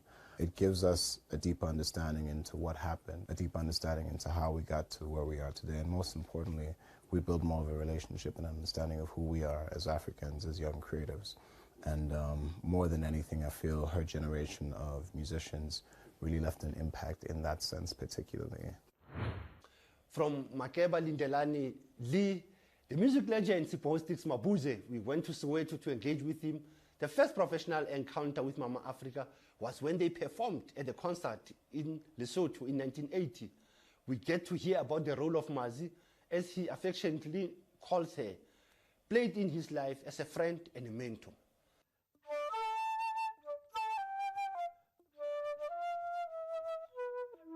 Celebrating our own Zenzile Miriam Makeba Mazi. Prasipo, your encounter with Miriam Makeba, we know just recently there was a 91st birthday celebration, looking back at the first memorial lecture of Miriam Makeba by the University of South Africa, Thabo Mbeki African School. We have picked up that your first encounters with Mazi begins in Africa, in the small kingdom of Lesotho. It goes to Belgium, but it also comes back home. Tell our viewers in brief your interaction with Mama Africa. My first meeting with Mazi was in Lesotho, yes, as you rightly say. You know, we were the beaters. There was a concert at the Kingdom of Lesotho, which for the first time Hugh Masekela and Miriam had come to South Africa. So we were the opening act, and we saw this regal woman. You know, I mean, Miriam was always in our hearts and our minds through her music. And when she came to Lesotho, then we started interacting with her. I had been signed to a record company, Virgin Records. I went to record my music in Brussels. And some people came and said, "Are you from South Africa?" I said, "Yes, I'm from South Africa." I said, "Do you know that Miriam Makeba lives here?" I said, "What? Yo, if you could tell her that I'm here, it would be so lovely for us to meet." And she came, and she had cooked some food for us and said, "Naba bantwana bam basekhaya." You know, in our interaction with she, you know, she would come every day and cook. She said to me, "Why don't you just write a song that you and I can sing together?" Wow. I said, "What? A song that you will sing on my album?" Imagine Miriam Makeba singing on Sipho Mabuse's album. Whew, I went running, I went to a jog, just for my mind to think about what it is that I should write. And the song I wrote was Mama. Yeah, and today, when people play that song, it's a very special song. It almost, I become emotional when it gets played, because then I remember her love, you know, her special moments that we spent together. After we recorded Mama, she said, wouldn't you like to produce an album for me? And she gave me Welela. I was like, what? And again, you know, I mean, that kind of privilege is not something that you just come with at any moment. And I think, Basipo, from Welela, there's a song of Soweto Blues there. Yes. That was composed by Hugh Masekela. Hugh Masekela, yes. Let's go to the link of both of them, Hugh Masekela and Miriam Makeba. Yes, I mean, these were both special South African musicians who have put South Africa, let alone the rest of the continent, on the map. Remember, Hugh did Grazing in the Grass as an African musician, and also Soweto Blues was, you know, referring to what happened in 1976 tune. And both of them were activists, you know. They were part of the liberation struggle of not only in music, but also freedom of our people. So Welela was almost like, when are we coming home? Bisipo, would you say Miriam Makeba was honored coming back from exile? I'm just grateful that finally UNISA has, you know, through the Thabo Mbeki, you know, school, you know, finally UNISA has honored Mazi, and with the lectures and so on. Miriam Makeba deserves statues in this country. And that has been the celebration of the life of Miriam Mama Africa Makeba on the Pan-African tapestry, weaving of African culture on BRICS Global Television Network, connecting our futures. Join us as we are giving you this song, Bata Bata, of Miriam Makeba.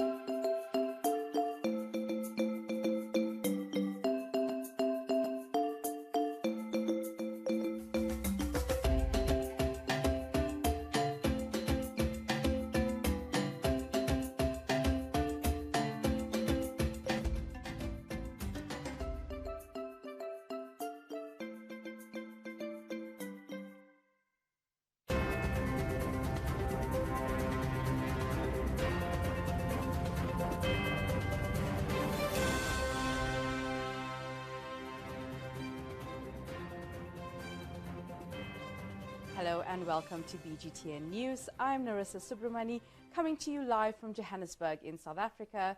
These are your top stories. Now, the day 2 of the 15th BRICS Summit is currently underway. Government ministers from all the emerging nations addressed delegates in various sessions, some of which were closed to the public. So now, from the grassroots level to the political arena, where our futures are being decided and new paths are being charted, we'll move now to Brazil, where we're going to cross to our BRICS correspondent, or a Brazilian correspondent rather, Chris Goldenbaum. He's in Sao Paulo. He joins us now live. Chris, Brazil is not keen on expanding BRICS because of controversies with countries like Saudi Arabia and South Africa. Can you unpack that a bit for us? Yes, of course. Good morning, Arisa. So Brazil has been, it's a little bit of a controversial issue for Brazil, the expansion of the BRICS, for two main reasons. One of them being that by having such countries as Saudi Arabia joining in, it could generate some noise within the Brazilian public because of domestic issues such as human rights problems that these countries might have. The second point is that Brazil, the way things are right now with the 5 countries, for Brazil, Brazil is in a very interesting leadership position. Brazil is standing as one of the top 5. Now, if it expands to several countries, Brazil is a little bit concerned that they will lose a little bit of this importance. Now, yesterday, however, President Lula's pointed out that he is willing to accept the expansion, and he's looking to do a deal with China, in which if he supports the expansion, we all know that China is very interested in the expansion. He wants China in return to support Brazil's joining of the Security Council of the UN, which is looking for a permanent member from Latin America. Yes, we have seen that as well with in South Africa and China, where there is open support for BRICS expansion. But President Silva has strongly supported trading in local currencies. What is he likely to propose? Yes, that's true, Narissa. So ever since he took office in the beginning, in January this year, he's been very pushing for an anti-dollar dependent. He's against the dependency of the US dollar. He says that all countries in the global south are being harmed for having to trade in dollar. He started by saying that the economic bloc of the South American countries, Mercosur, should adopt perhaps a unique coin like the euro.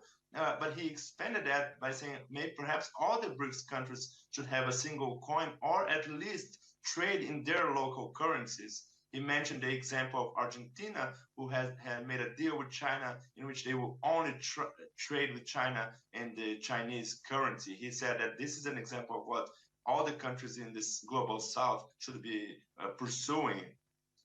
So we're not quite looking at a BRICS dollar per se, but definitely moving towards using local currencies as well as pushing for the use of BRICS currencies. But tell me something, Brazilian BRICS experts believe that it's time for the group to be institutionalized and become an official trading bloc with an office.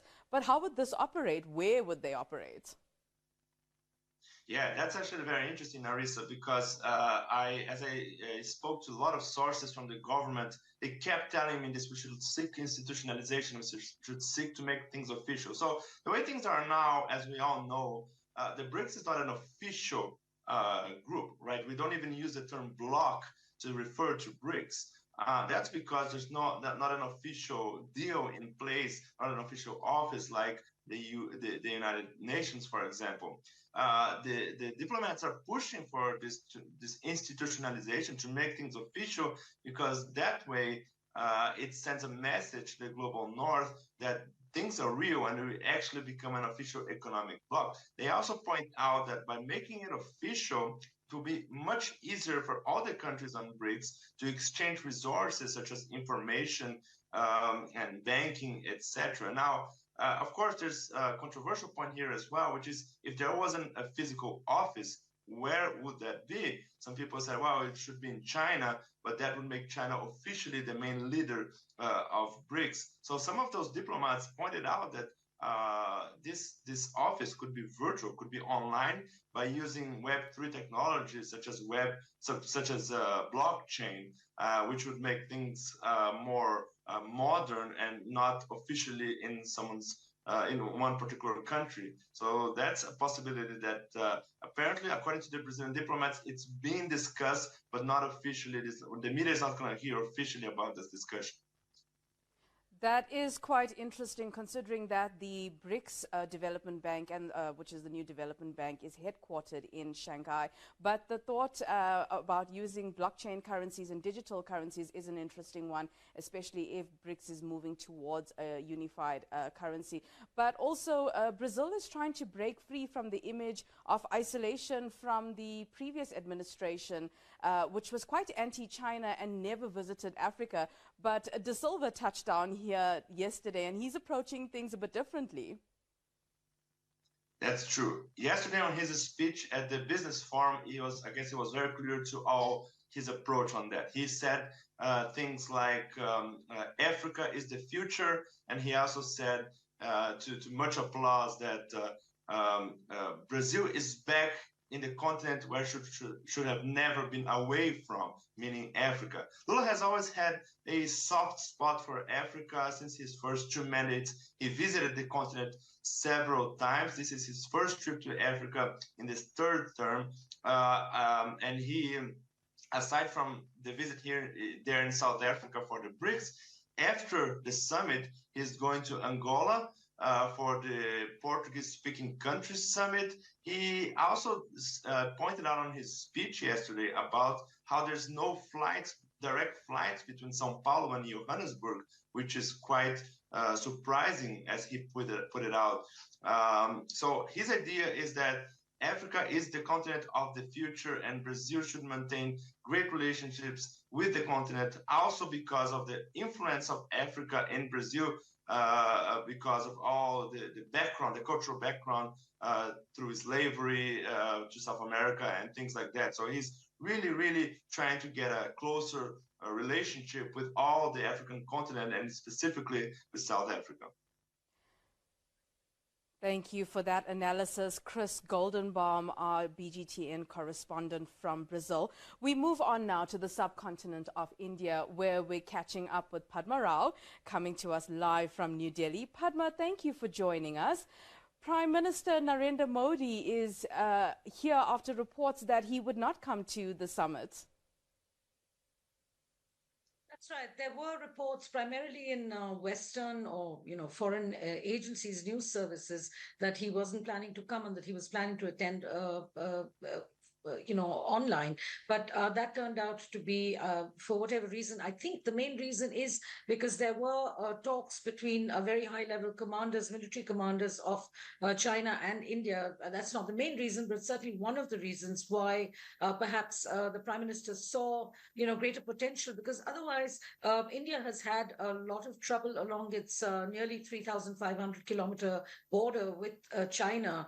There have been many incursions from the Chinese side over to the Indian side, and China also claims the entire eastern state of Arunachal Pradesh as its own territory, something which it calls southern Tibet. So, there has been a lot of tension, and this is something that most people on the outside of BRICS don't understand, that actually there are only 2 countries here which are immediate neighbors, and those are China and India. So obviously the perspectives of both the countries will be different from those of the others. So this may be one of the reasons the Prime Minister decided to come. He is also traveling on to Greece, which is a very crucial partner. And as I said yesterday in my comments to BGTN, South Africa particularly, and all of Africa, is seen as a continent that India is very close to, especially South Africa with, your great late leader Nelson Mandela and Mahatma Gandhi. And there were many similarities, many commonalities, and South Africa was, so to speak, the launching ground for India's independence movement under Mahatma Gandhi. So there are a lot of commonalities. There is already a lot of existing trade. There are also cultural and racial commonalities. So this is a continent that India is particularly looking forward to engaging in, as it is also with Brazil, which is, farther away, but also enjoys very close ties to India. Narissa? Finally, Padma, you actually answered my second question about relations with China. But I do want to ask you, though, there's something very exciting going on with the Indian exploration project where third time lucky. Is it third time lucky for Chandrayaan-3? Well, we all hope so. I mean, right now, everybody is asking me what Indians feel about the BRICS Business Forum and especially about the Prime Minister's remarks yesterday, which were very interesting. Before I come to the Chandrayaan, if I may just interject and also point out that, there was a lot of, just the very fact that Prime Minister Modi stressed the importance of the BRICS Business Forum yesterday. I think there's an underlying message there. He seems to, want to stress that is business and trade is the raison d'etre of BRICS. That is the reason why it was created, and that bilateral differences should not come in the way, and also no blocks within BRICS should be formed, and that BRICS is not an organization that is primarily intended to ward off, seen as a confrontational organization, which is indeed something I think the Chinese president also said in his remarks read by his commerce minister. So I think we will see some synergy there, and I certainly hope there will be a meeting on the sidelines of the summit. Now, coming to your question about Chandrayaan-3,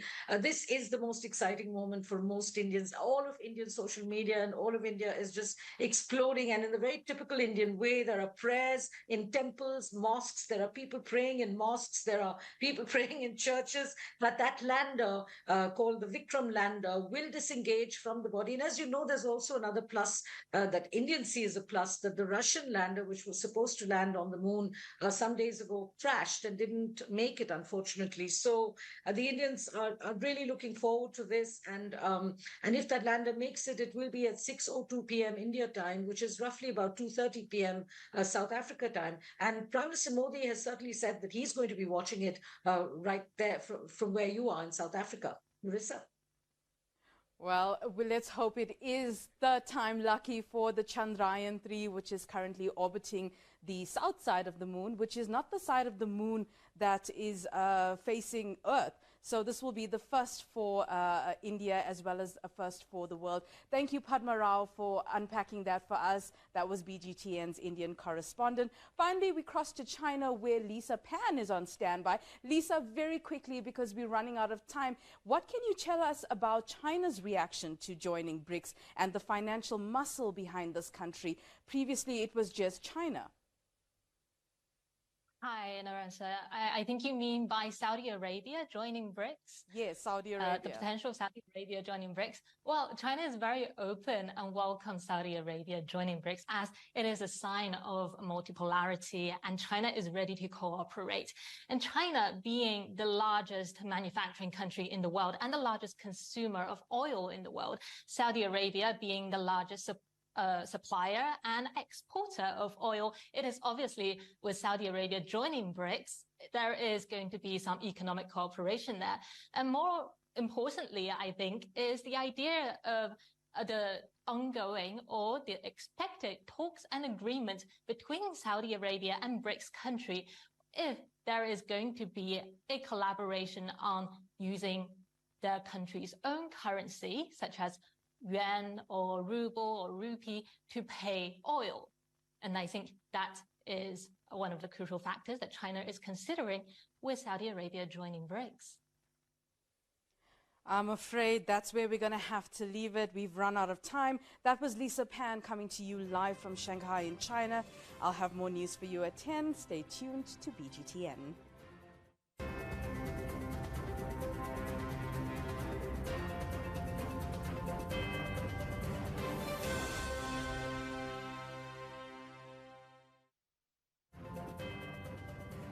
One of the hot potatoes at the summit is the question of de-dollarization and the question of whether or not there's going to be a BRICS bank, which is known as the NDB, the New Development Bank. Take a look. The New Development Bank, or NBD, was established in 2015 by BRICS member states. Its aim to finance developmental projects in emerging markets. The NBD acted on its mandate swiftly. In South Africa alone, there are 12 funded projects in motion already, including housing, water and sanitation initiatives. In other markets, projects include key infrastructural and economic development initiatives. Since its establishment, the NBD has also opened the doors beyond BRICS member states. It's since welcomed other developing economies like the United Arab Emirates, Bangladesh, Egypt, and Uruguay to its fold. During this year's BRICS summit in Johannesburg, new NDB President Dilma Rousseff will deliver her maiden speech. Her appointment comes full circle as Rousseff was a founding leader of the bank during her presidency. Her highly anticipated address comes at a time when South Africa and several other nations plan to de-risk their economies and move away from traditional Western financial institutions and single currency reliance. Hein Kaiser, BGTN, Johannesburg. Well, with me in studio to discuss the whole issue of a BRICS bank and whether or not we're going to have a single BRICS currency is Davy Wirt, the Director of Efficient Group. Thanks so much for joining us. Thank you. A fascinating topic. Firstly, your opinion. Do you think that we are looking at a specific BRICS bank with its own currency?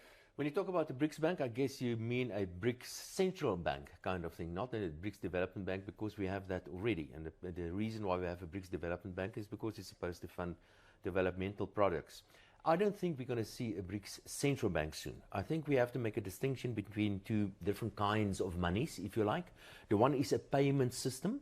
And that already exists between the various countries. In fact, not only between the BRICS countries, but between most countries, many countries in the world.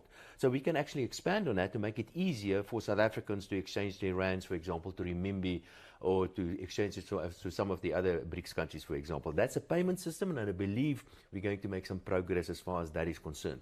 The question about the central bank for BRICS simply means, should we consider a currency for the BRICS countries? And I think that's going to take a very, very long time before that becomes a reality. Maybe just a side note. When you talk about the BRICS currency, I think the Chinese actually mean, when they talk about the BRICS currency, they mean the renminbi. I think they want to become, get the renminbi to become a much more, a bigger currency in the world, and actually also a so-called hard currency or a reserve currency. I don't think the other members of BRICS see it the same way. They perhaps look at it as looking at it and saying, creating a new BRICS currency or a new central bank for BRICS, and that's going to take some time. And there are many reasons for that. One very important reason is there isn't a big capital market behind that. You need a really liquid and a big capital market behind a currency before you can really establish that as a so-called reserve currency. One of the countries that's thought to be joining BRICS, and we're on standby for the announcement at this summit, is Saudi Arabia. Mm-hmm. Now, Saudi Arabia is a huge global economic power. If they join, do you think, based on what you're saying about China, there's going to be some kind of confrontation over which currency the BRICS countries adopt going forward? Yeah, I think Saudi Arabia, by the way, is, as far as I'm concerned, the first choice. If I have got any say in this, I will accept Saudi Arabia straight away. But remember, there's a political angle to this as well. I think Saudi Arabia is trying to establish themselves as the major powerhouse in the Middle East, as an example. We know recently the Saudi Arabia moved a little bit away from the United States. They are very wealthy, they've got a lot of money, and of course, as far as the BRICS Development Bank or the BRICS Bank is concerned, that is very helpful, so they can contribute a lot to the BRICS Development Bank. But again, you know, a rivalry on what currency is going to be the dominant currency within the BRICS grouping, I think we're very far away from even talking about that. So no, I don't think that's going to create any friction between Saudi Arabia and the Chinese, should Saudi Arabia join BRICS. Another country that, of course, is very important when you look at the BRICS family is that of Russia. And I think particularly following the Russia-Ukraine conflict, Russia has been focusing its attention on BRICS. And as South Africa hosts the BRICS summit, attention has fallen on the African continent as a whole. In the run-up to this summit, Russia held its own Russia-Africa summit in an effort to get more support from African countries for Moscow. Promoting a multipolar world by fostering closer ties with African nations and increasing its engagement in trade, technology, science, skills development, and education for 400 million African youths. The decision to withdraw from the July 2022 Black Sea grain export agreement by Russia has had an impact on many African countries that significantly relied on grain imports.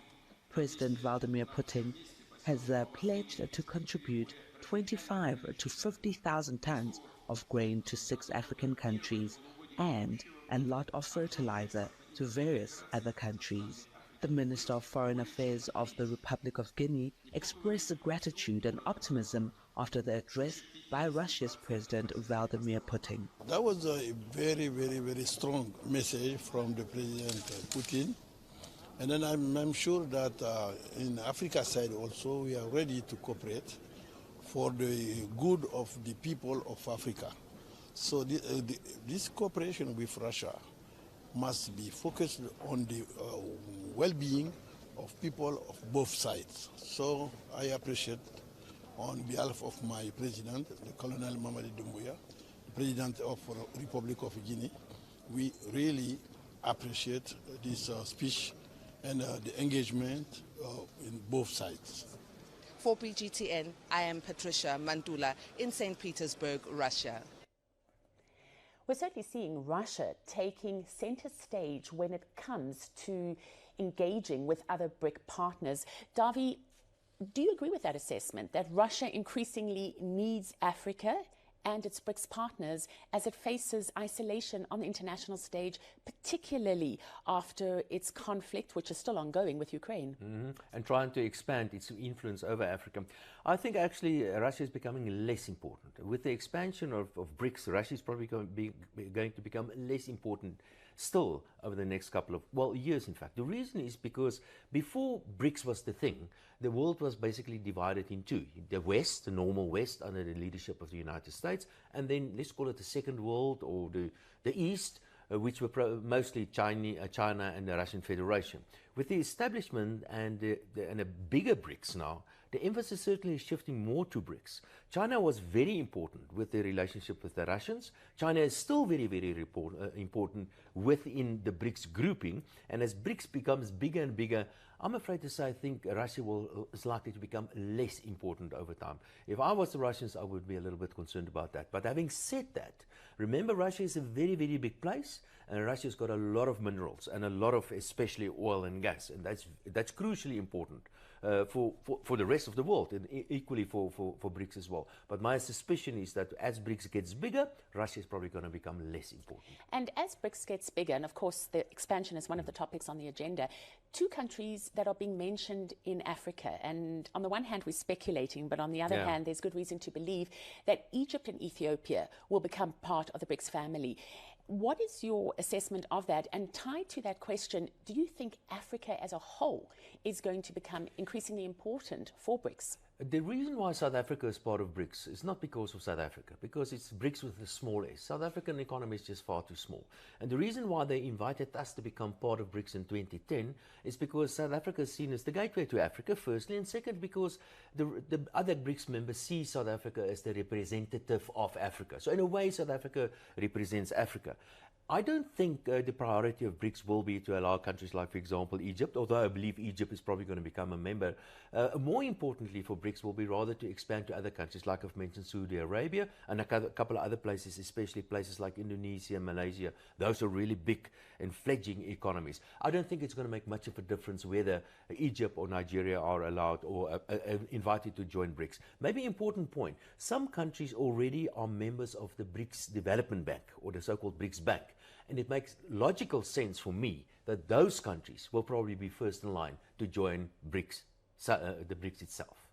A couple of weeks ago, we heard from the French President Emmanuel Macron saying that he's interested. I don't think he was interested in joining per se, but he wanted to sit in on the BRICS summit, and that request was declined. My question to you is, as we see BRICS expand, are we looking at a stronger body that will give, let's say, Western countries like the United States a run for their money, literally, or do you think that the power of BRICS is being overemphasized? Well, I think BRICS got to be careful not to expand too quickly. They have to set rules in place who are going to be members of BRICS and what those rules are. And as an economist, what I would like to see is a sort of a free trade agreement between the various BRICS countries.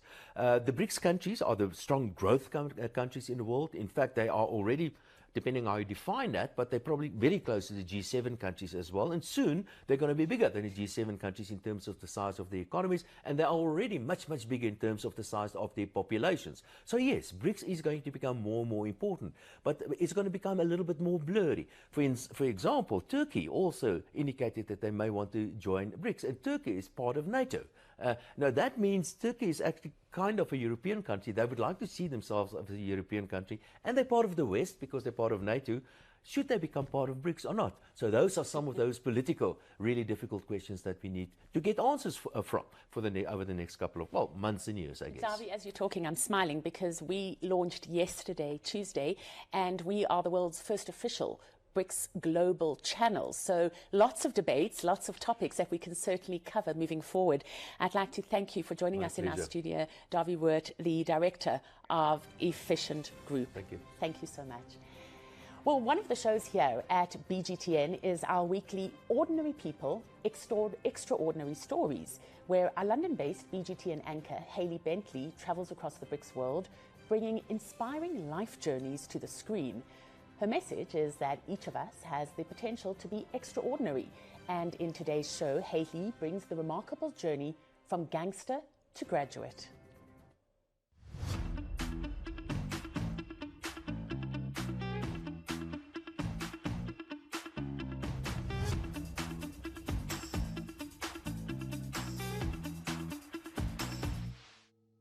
Growing up in poverty without a father figure, Welcome Witbooi was an easy target for the gangs that roamed South Africa's Cape Province. Young, impressionable, and angry, he accepted the challenge to shoot an innocent pregnant woman as his initiation. It wasn't long before he ended up in prison, where he infamously became the leader of one of South Africa's most notorious gangs. His life seemed to be heading in a downward spiral of violence until a chance encounter that changed his thinking and life forever. Witbooi now dedicates his time to educating South Africa's youth about the dangers of gang life. Welcome, thank you so much for coming in today and talking to us. Thank you for having me. Can you please take us through your childhood up to the point to when you joined a gang? I was 12 years old when I joined the gangs, but I do come from a very loving, caring family, I must admit. But it's just the fact that my father was always busy working and he wasn't really present, available but not present. And my mom was always busy, you know, she worked really hard, as my father also did. But there wasn't really that type of, you know, father and son relationship, and that is what I really yearned for. And I think for me that was predominantly why I was drawn to the gangs, because they had this family structure, the sense of belonging, the sense of, you know, that sense of you are special, you belong somewhere. The guy that got to recruit me, he used to say to me that he saw potential in me. And I remember my father not once saying that. How did you move up the gang ladder? I got recruited into the gangs and I started walking with them, obviously, doing things that they used to do. So they had to teach me how to rob, how to steal, how to jump over fences. And I remember at the age of 16, this was where I was like really inaugurated to becoming a full-fledged gang member. And this is the time when I got my gun. Just to give people a bit of context, in South Africa there's this big belief that there's stages of being a man. So coloreds, because I'm colored, and colored being from the Cape Flats, I grew up in the Western Cape, and as coloreds, in order for us to be men, we go to prison. If you are black, as a black man, you go to the bush, you get circumcised, you become a man. As a white man, you go to the army, and you go to the, you know, and whatever, fight the war, you become a man. So we had that kind of interpretation of what it was like. So I knew at some point, being a gangster, that I would have to go to prison. But I didn't want it to be soon though, not as soon as it became. The code is that you drive around, you have your group of men with you, they teach you how to use the gun, number one, because it was a snub-nose 38 special, 8 bullets. I never loaded a gun, I never held a gun in my hand. So when I had this gun in my hand, They showed me how to load it, and they showed me that point, pull the trigger. And so they said, we will drive with you, and we will show you a target. And then we got to this train station. I remember it was in Durbanville. This lady was coming out of the train station, and she was walking to a car. And they said, that's your target, that's your victim. And I was scared, I don't want to lie. It's like I was scared. This is the first time I was shivering. I couldn't barely hold the gun. And as I stepped out of the car, I walked up to this lady. She looked at me, I looked at her. We had this eye contact. And she held her stomach and looked at me and said, please do not shoot, I'm pregnant. I was like, at that moment, I did not know what to do, how to respond. I looked at the guys in the car. They were like, shoot, shoot. You know, it's like, what are you waiting for? And I'm looking at her saying, please don't shoot, I'm pregnant. You can have anything you want. When she said you can have anything you want, my mind raced to say, what would be the best possible thing that I can take from you that could ease these guys' request? Because in the gangs, when they request you to take a life, that's the request. And if I fail this mission, I'm not going to be part of the gang. I don't even know what they are going to do to me if I do that. But just the thought of looking at this woman and her looking at me and saying, please do not shoot, I am pregnant. I was like, but if I shoot her, I'm not just ending her life, I'm ending the life of an unborn child. And my mind just went into like this fast thinking, and I said, just get into your car and let's follow that car. You know, and it went from taking her from where she was and like just drive behind this car. And I also started to realize that if I drive with this woman to Valhalla Park, I know what's going to happen. I mean, she's seen my face. She will see their faces. So they might end up doing things to her and kill her. So whichever way, she's still going to die. So we got to the robots. It was in busy Fureteka Road. And what we did not notice was the fact that there was cameras in the train station, and the local authorities were already notified of a kidnapping that occurred. And as we were driving, we stood at Fureteka Road, we got called in by the police. I told her to jump out of the car, and she left. But she survived, and we all ended up getting arrested. And that's how I ended up in prison. So what was your epiphany moment? What was your moment in prison when you were like, I don't want to do this anymore? I was 21 years old when I took my first life in prison. I had one star on my shoulder.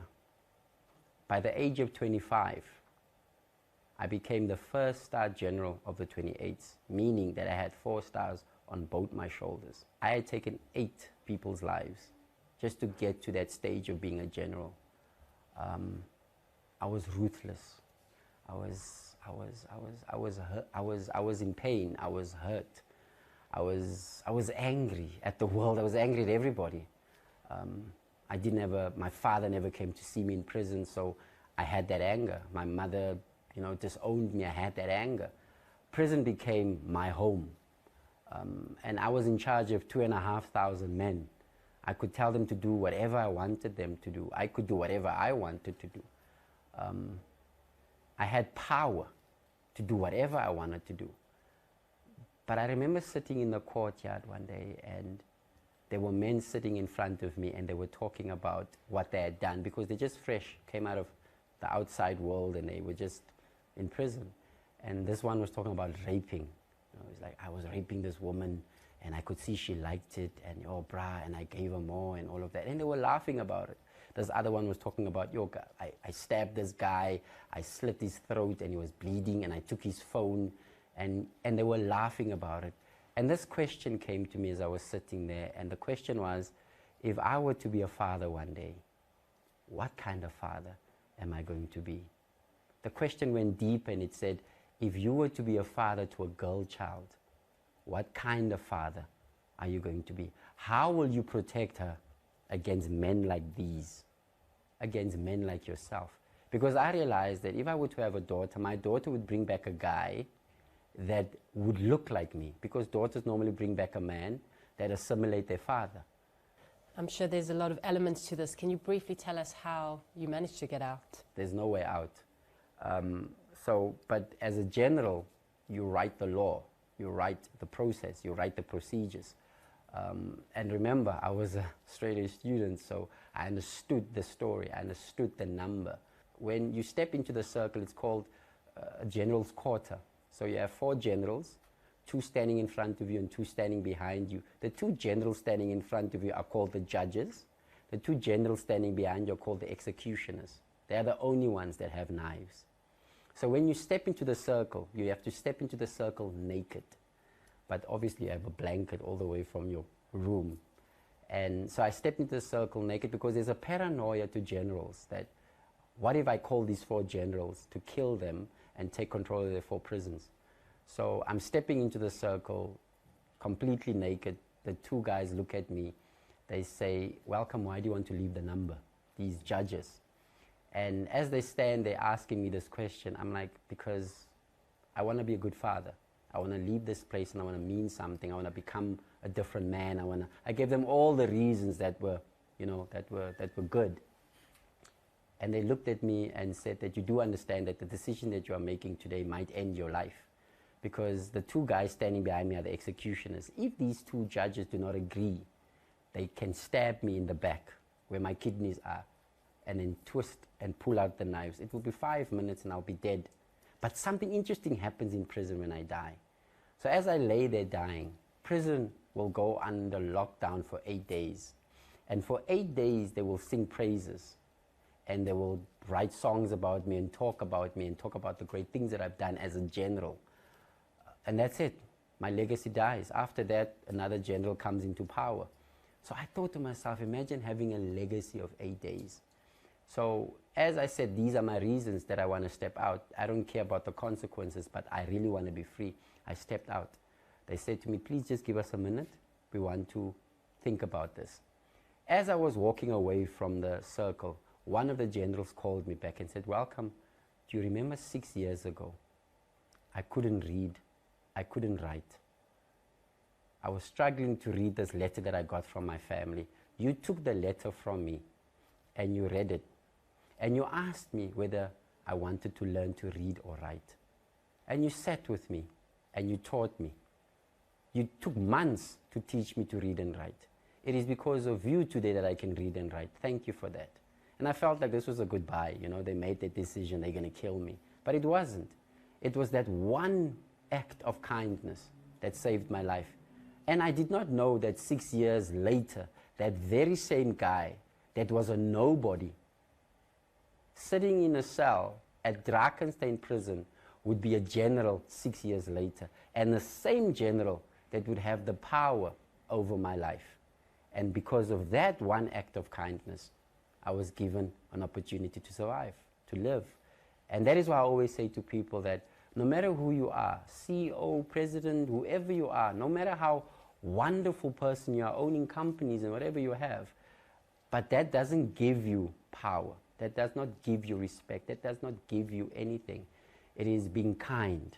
It is serving people from a place of love that makes you really live. And that's my legacy.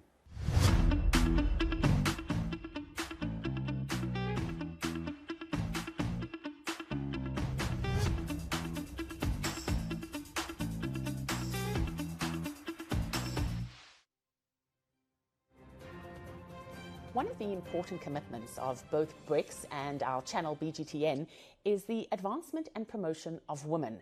Now, this is something that we feel very strongly about, and we have a weekly show called BRICS Empower, in which we profile the inspirational women around our BRICS world. These are trailblazers whose journeys made it easier for the women who followed them.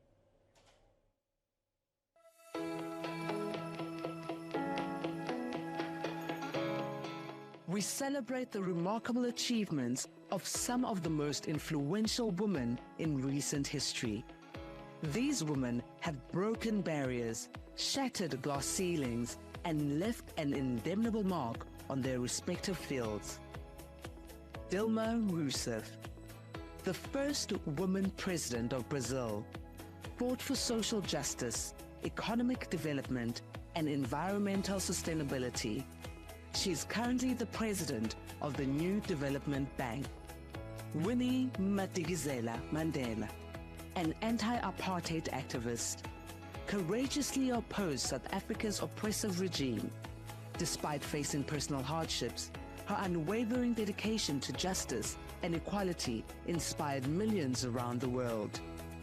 Nirmala Sitharaman, India's first female finance minister. She's played a vital role in shaping economic policies, focusing on fiscal consolidation, infrastructure development, and financial inclusion. Indira Gandhi, the first and only female Prime Minister of India to date, implemented key policies that laid the foundation for the country's growth, including achievements in agriculture and science. Elvira Nabiullina, the governor of the Central Bank of Russia, has been instrumental in stabilizing the Russian economy through prudent monetary policies and financial reforms. Wang Laichun, co-founder of one of the world's leading technology companies, has not only contributed to technological advancements, but also shattered gendered stereotypes in the business world. Sun Chunlan, Vice Premier of China, has dedicated her life to improving healthcare, education, and social welfare, particularly for the vulnerable populations.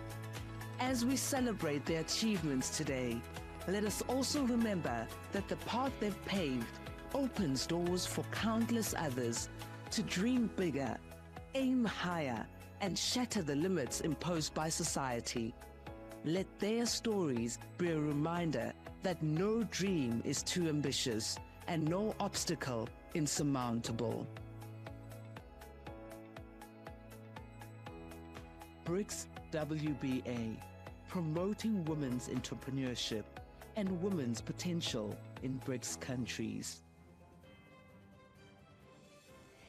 BGTN, this channel, has partnered with the Women's BRICS Alliance South Africa. We are part of their steering committee in a commitment to bring stories about women that inspire women and that talk to women to as many audiences as possible. WBA held their own day of deliberations where they brought together BRICS women from all over the globe.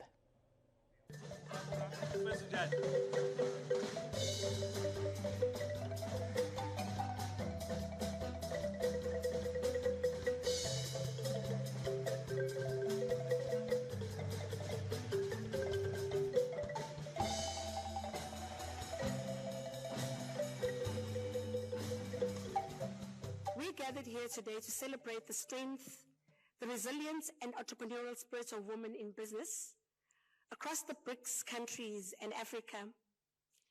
And when I think of women in business today, I'm reminded very much of a parable that is in the Bible. Delegates, as women businesses and decision makers, we have a duty to contest the global trade and investment terrain with all our might. The journey ahead, ladies, will not be an easy one. But be reminded that it took an ant to kill an elephant. If we are the ants as women, then the elephant ahead of us is inclusive and prosperous global economy. It starts with all of us. It will take all our combined efforts to transform our economies. To our BRICS sisters, we thank you for raising your hands and saying, women of Africa, we are willing to work with you because what you're facing today is not a battle of social oppression, it is a battle of economic oppression. Including women is not a favor, it's not a nice to do, it's an imperative for economic growth.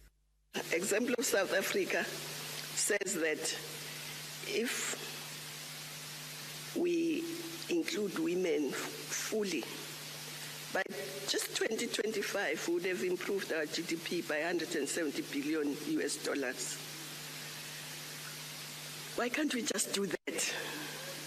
We are here because there was a crisis that other women took and called and said, we want a better future for other women. We are here. We are the opportunity that was created.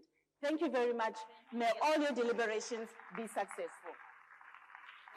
This BRICS Women Trade Summit has really been inspiring, very engaging, and I think that us as South Africans, we need to be able to, embrace global markets and be able to connect with other businesswomen. It's a powerhouse event, of which it's giving us young black women to go out there, work. We are empowered by this event. We got to network with a lot of people. This event is key for women in business. Events like these are so much important because this is the right way to get to know each other, to get acquainted with each own traditions, customs, businesses, and by expressing our ideas, by exchanging of our opinions and ideas, we can create much more than any other way. They are here to sign deals. It's up to us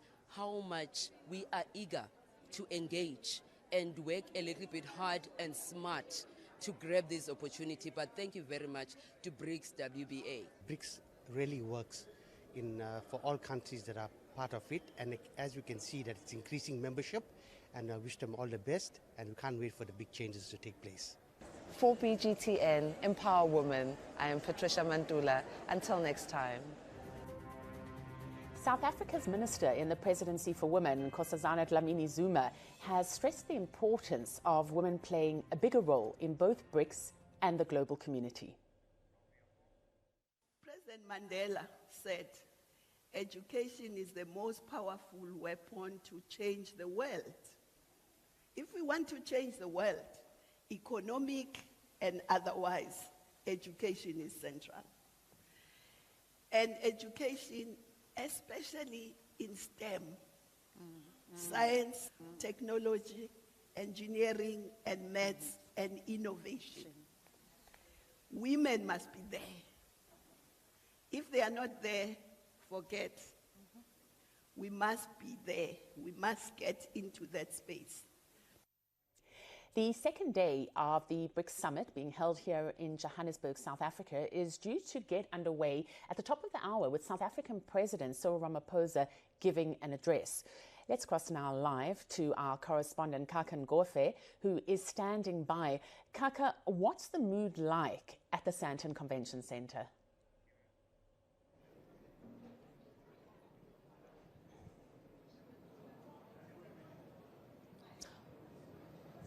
Well, Paula, the media is stationed and we are expecting guests to start coming in now as the proceedings are about to start at 10 a.m.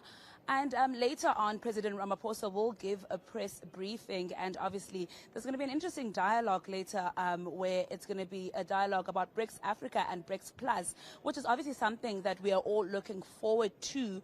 And just about yesterday, the Business Forum sat and they had meetings about investment and trade and also how to make supply chain inclusive. And for more on that, take a look. It's already a success. It's already a success for the only reason that we are able to be, all of us, here for common goal. The 15th BRICS Summit kick-started successfully. A historical moment for South Africa, as well as the African continent, and a tone setter for robust discussions amongst the BRICS nations. Today, when we see that more than 50 heads of state have come to Joburg for this meeting, it means that BRICS is not just about the 5 countries.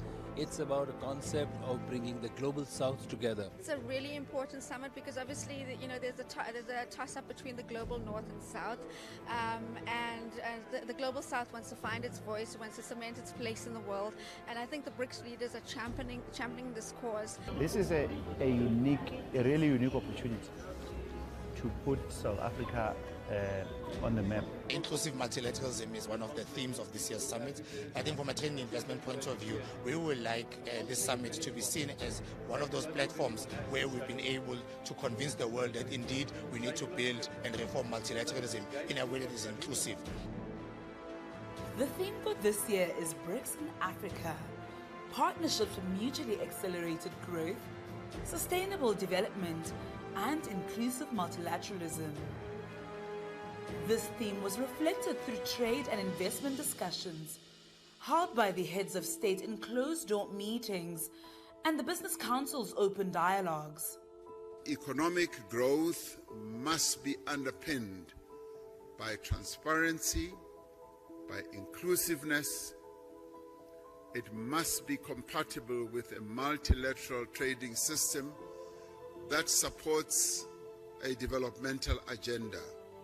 The future of African business, the future of the African continent, depends on its capacity and ability to prove to the rest of the world that we can conduct partnerships, do trade, do investments. The main key pointers discussed was diversifying supply chain to continue exploring free trade agreements in African countries. Amongst other topics that were discussed was local currency trade and collaboration and partnership trade deals, especially in the energy and renewable sphere. Kaka Ngofe, BGTN, Johannesburg, South Africa. Well, that's what came out of yesterday's dialogues. We are expecting more conversations around Africa intertrade and Africa free trade, as well as the topical issue of countries being able to trade with their domestic currencies. Well, that's it from us. We will be updating you about today's proceedings. Thank you very much, Kaka. And as you say, we will be staying on top of today's proceedings and crossing to you, no doubt, throughout the conference. Now, BGTN commits itself to being the world's first environmentally responsible channel. And as part of the commitment, we explore the beauty of BRICS nations and send our crews to far-flung destinations in an effort to discover flora and fauna that are little known. This is a teaser of what you can expect.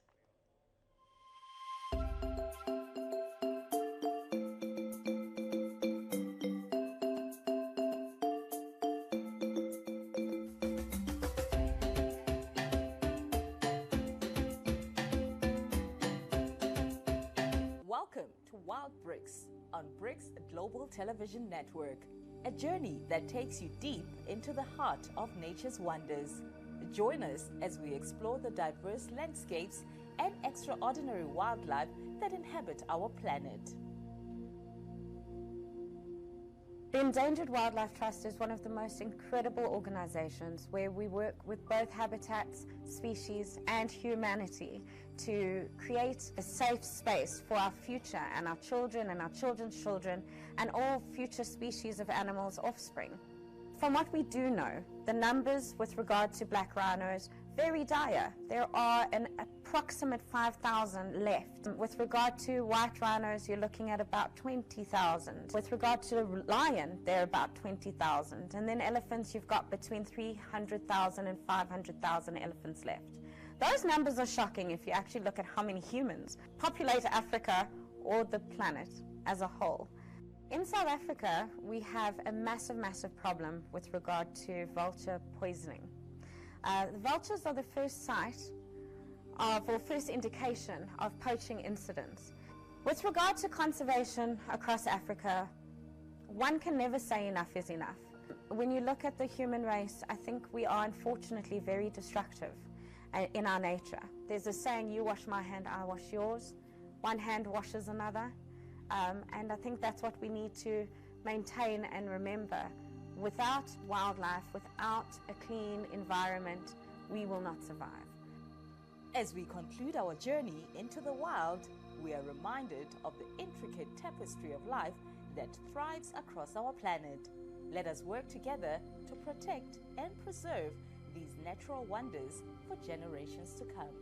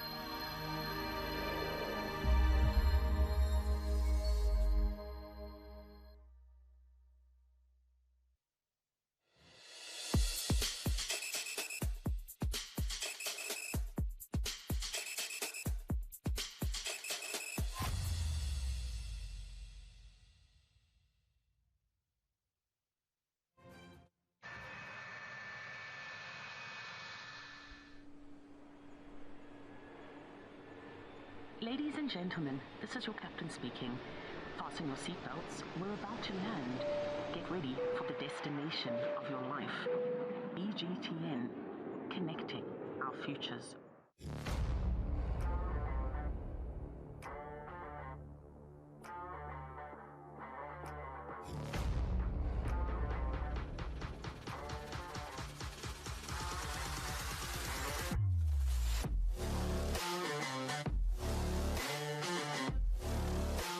From the soft murmurings, a new voice is stirring, speaking out with fresh things to say. A voice not held back by the past. A voice connecting our futures. Quiet, now listen. It's time to be heard. Welcome BGTN, the official BRICS Global Television Network, a cutting-edge multimedia brand whose core mission is to educate, promote, and develop the voices of BRICS, bringing together people, places, leaders, and ideas, connecting, empowering, and inspiring. It's time for a new vision, a new unity, a new collaboration. It's time for BGTN. For the first time ever, a chance for the entrepreneur or supplier to connect with a manufacturer halfway around the world. For the first time ever, a media platform creating economic opportunities and changing lives. Ultimately broadcasting 24 hours a day live from our alliance of countries, BGTN, connecting our futures.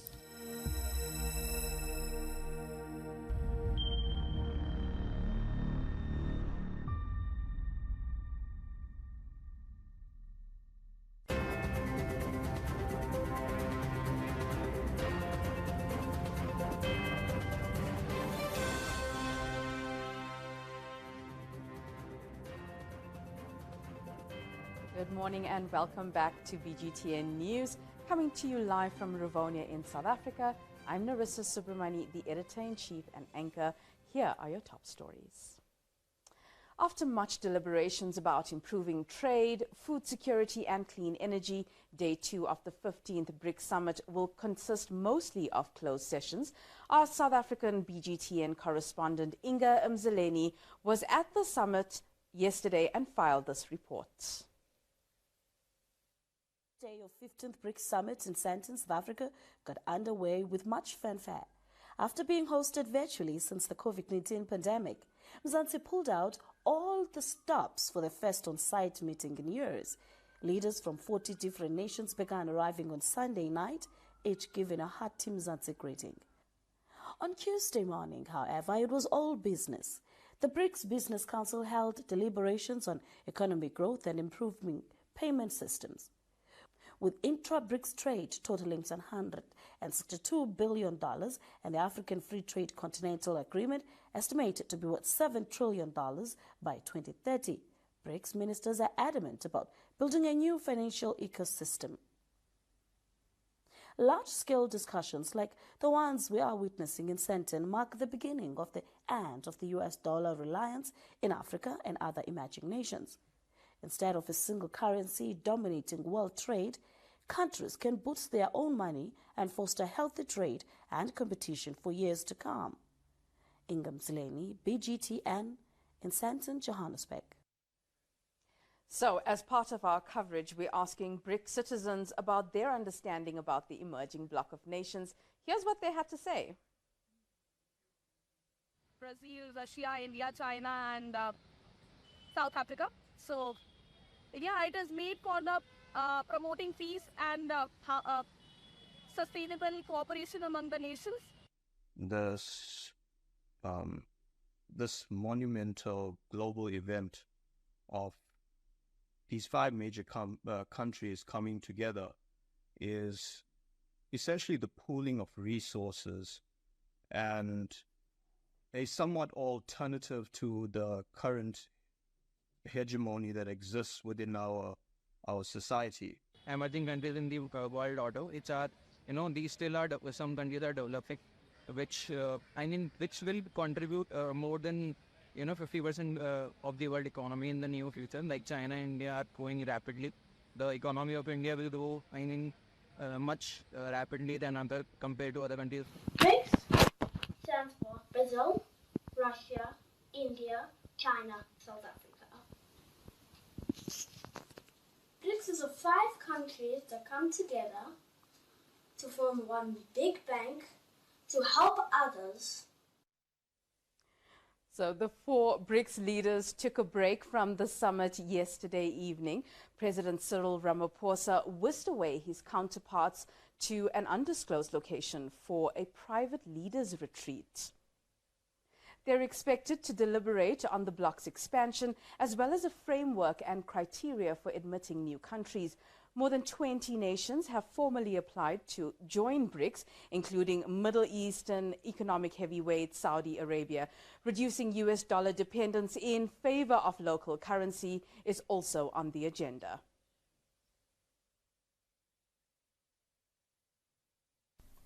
The 15th BRICS Summit will discuss a number of issues, including the important issue of the possible expansion of the membership of BRICS. More than 20 countries from around the world have formally applied to join BRICS, and several others have expressed an interest in becoming part of the BRICS family. South Africa supports the expansion of the membership of BRICS. Now, giant economies, growing populations, and big ambitions. The new changing world order is making countries that have historically had the economic upper hand sit up and take notice. You'll remember that French President Emmanuel Macron famously asked for an invite to the summit that is currently hosting some 40 heads of state. Well, it would seem the occupants of Downing Street in London are also keeping an eye on developments. BGTN's London correspondent Hayley Bentley filed this report. Well, London and the rest of Europe are watching closely because one of the most controversial issues being discussed at the summit is BRICS expanding by adding new members, and some European leaders are concerned that because China's economy is enormous and so it outweighs other BRIC members' contributions to the world's economy, that China might, at a time when it has increased tensions with the United States, and so is the main driver behind this expansion. And these countries worry that BRICS is more like China and its partners than a union of countries with equal powers. Now, of course, many Western countries are also looking at the role of Russia during the summit and the power play that is taking place between Russia and Ukraine, as both countries are using the summit as a way to cement international relationships as they compete for influence. Now, it is important to note that this conference is being held in South Africa, and to that end, just recently, Ukraine's foreign minister made a statement that said that the country plans to increase relationships with African partners after decades of not doing so. It is also worth noting that Russia has a formidable presence in many African countries across the continent. Hayley Bentley, BGTN, London. Now, improved access to quality health care is a top priority for emerging nations. A retired nurse from KwaZulu-Natal who spoke to us as part of our BRICS on the Street coverage said she hopes the alliance will bring stability to the ailing South African healthcare system. Being a nurse, and I understand how the health system works here and what our resources are, what we have, what we don't have, and the struggles that goes with it. I would like for these 5 countries to bring to us a very good health system, to improve our health system. I do believe that South Africa has highly qualified doctors and medical personnel. We have the skill, but we do not have the resources. What I would like is for them to bring the resources. For example, there are some medication that is not available for South Africa. We do not have it because we cannot afford it. So other countries like India, for instance, they have medication that is far too expensive. Our country cannot afford it, and as a result, our patients cannot afford it. There are simple things like an anti-venom for a snake bite. We don't have that. Because it's so expensive, it's not even in every hospital. We have to go to maybe a single hospital to find an antivenom. So can BRICS nations help each other improve in areas of healthcare? Well, that's also a top priority for our leaders, and here's why. COVID-19 pandemic laid bare the glaring difference globally between the haves and the have-nots. Africa was particularly hard hit. During the new Global Financing Pact Summit in Paris, South African President Cyril Ramaphosa slammed Western nations for hogging vaccines. We felt like we were beggars when it came to vaccine availability, when we felt we needed access to vaccines, and the Northern Hemisphere countries had bought all the vaccines in the world, and they were hogging them. Ramaphosa revealed how Africans felt while waiting for scraps from the world's biggest pharmaceutical companies, who openly prioritized supplying life-saving medication to the West. That generated a lot of resentment. We resented that, and it got worse when we said we want to manufacture our own vaccines. And when we went to the WTO, there was a lot of resistance, enormous resistance. Now, every BRICS nation will have its own pharmaceutical center, with the first to open on the African continent. The BRICS Health and Pharmaceutical Association is an association that has been called into existence. We'd be looking to launch on the fringes of the BRICS Summit. We have also now received a number of requests from countries on the continent of Africa, and particularly SADC, to also join.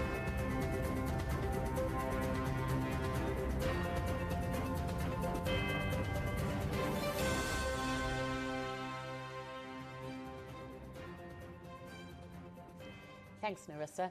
The former Nigerian president, Olusegun Obasanjo, is attending the 15th BRICS Summit in Johannesburg. We caught up with him in this exclusive interview. South Africa is best adequately equipped to represent Africa on BRICS.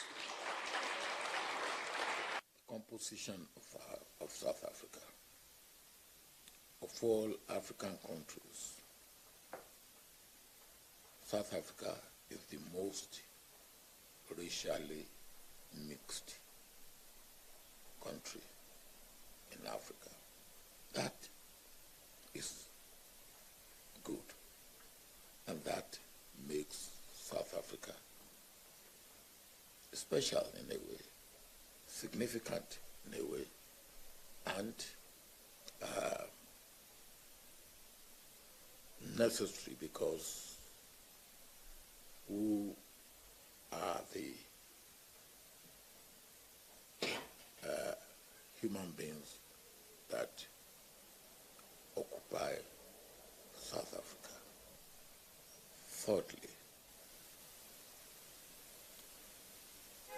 being a member of BRICS makes South Africa unique. It's the only African country that is a member of BRICS. BRICS, emerging economies in the world. They have a member from Africa continent. South Africa is that member. They have a member from Latin America, Brazil. That is important. 2 members from China, from Asia, rather, India and China, and 1 member from Europe, Russia. So in a way, BRICS cover the world.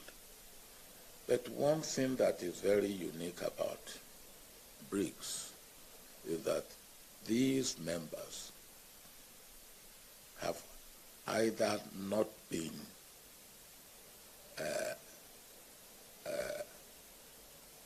a colonial power, in the sense that most European countries were colonial powers.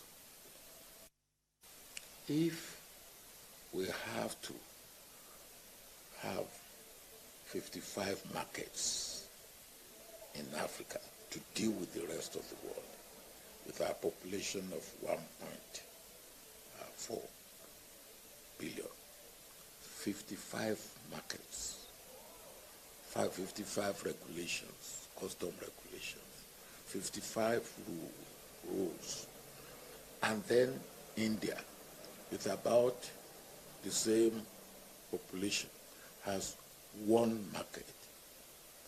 China, with more or less about the same population, one market. You can see the advantages that China and India has over Africa. So it is absolutely imperative that we should have what our leaders managed to establish about 3 years ago, Africa Continental Free Trade Agreement. You're with us here on BGTN, where we bring you live coverage of the 15th BRICS Summit. If we go live now to the venue, you'll see there the entrance of the President of the Federal Republic of Brazil, Lula da Silva, and his partner. We have been witnessing the various leaders from around the world enter the convention center, where they'll be holding a plenary session that is closed to the media, but addressing the topic of BRICS and Africa, partnership for mutually accelerated growth, sustainable development, and inclusive multilateralism. Among those attending the BRICS Summit here in Johannesburg is the Ambassador of Brazil. But I'm not talking about the Ambassador of Brazil to South Africa. I'm talking about the Brazilian Ambassador to Mozambique. Earlier, I traveled to the Mozambican capital, Maputo, where I met up with him and asked him his impressions about BRICS.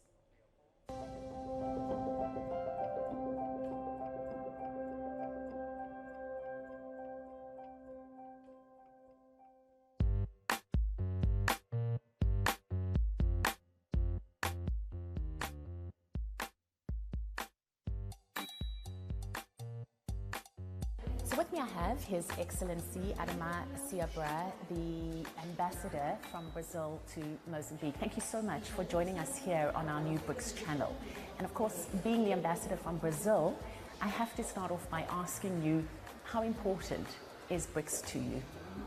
Brazil has a tradition of multilateralism and plurilateralism. So we have it's in the DNA, in the basic tenets of our diplomacy, to have a kind of outreach to the globe and to coordinate positions and to negotiate and to be very present in whatever, because Brazil, this has to do with even the internal constitution of our country.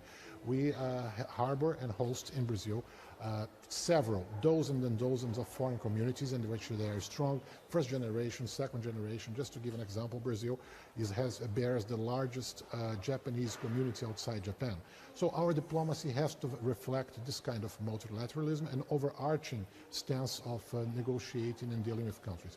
The idea of BRICS, it's a theoretical concept of Jim O'Neill, as we know, the beginning of the century, and Brazil embraced this because we are countries, the 5 countries, which they have lots of similarities. They have developmental challenges, they have huge social problems as well to tackle and deal with, but at the same time they have big achievements in economy, in science development, in technological development, and in the fact that they are regional, very important regional, and some of them aspiring to be global powers. But of course, this like-mindedness and this obliged us to coordinate our position, to learn from each other, and first to coordinate in international fora, have a bigger coordination, and at the same time to have a kind of different and very enriching perspectives for discussing world matters. Now, as you say, the 5 member countries have a lot in common, but we're looking at an August summit which could see up up to 30 countries at the moment have applied to actually join BRICS. I doubt all 30 will be accepted.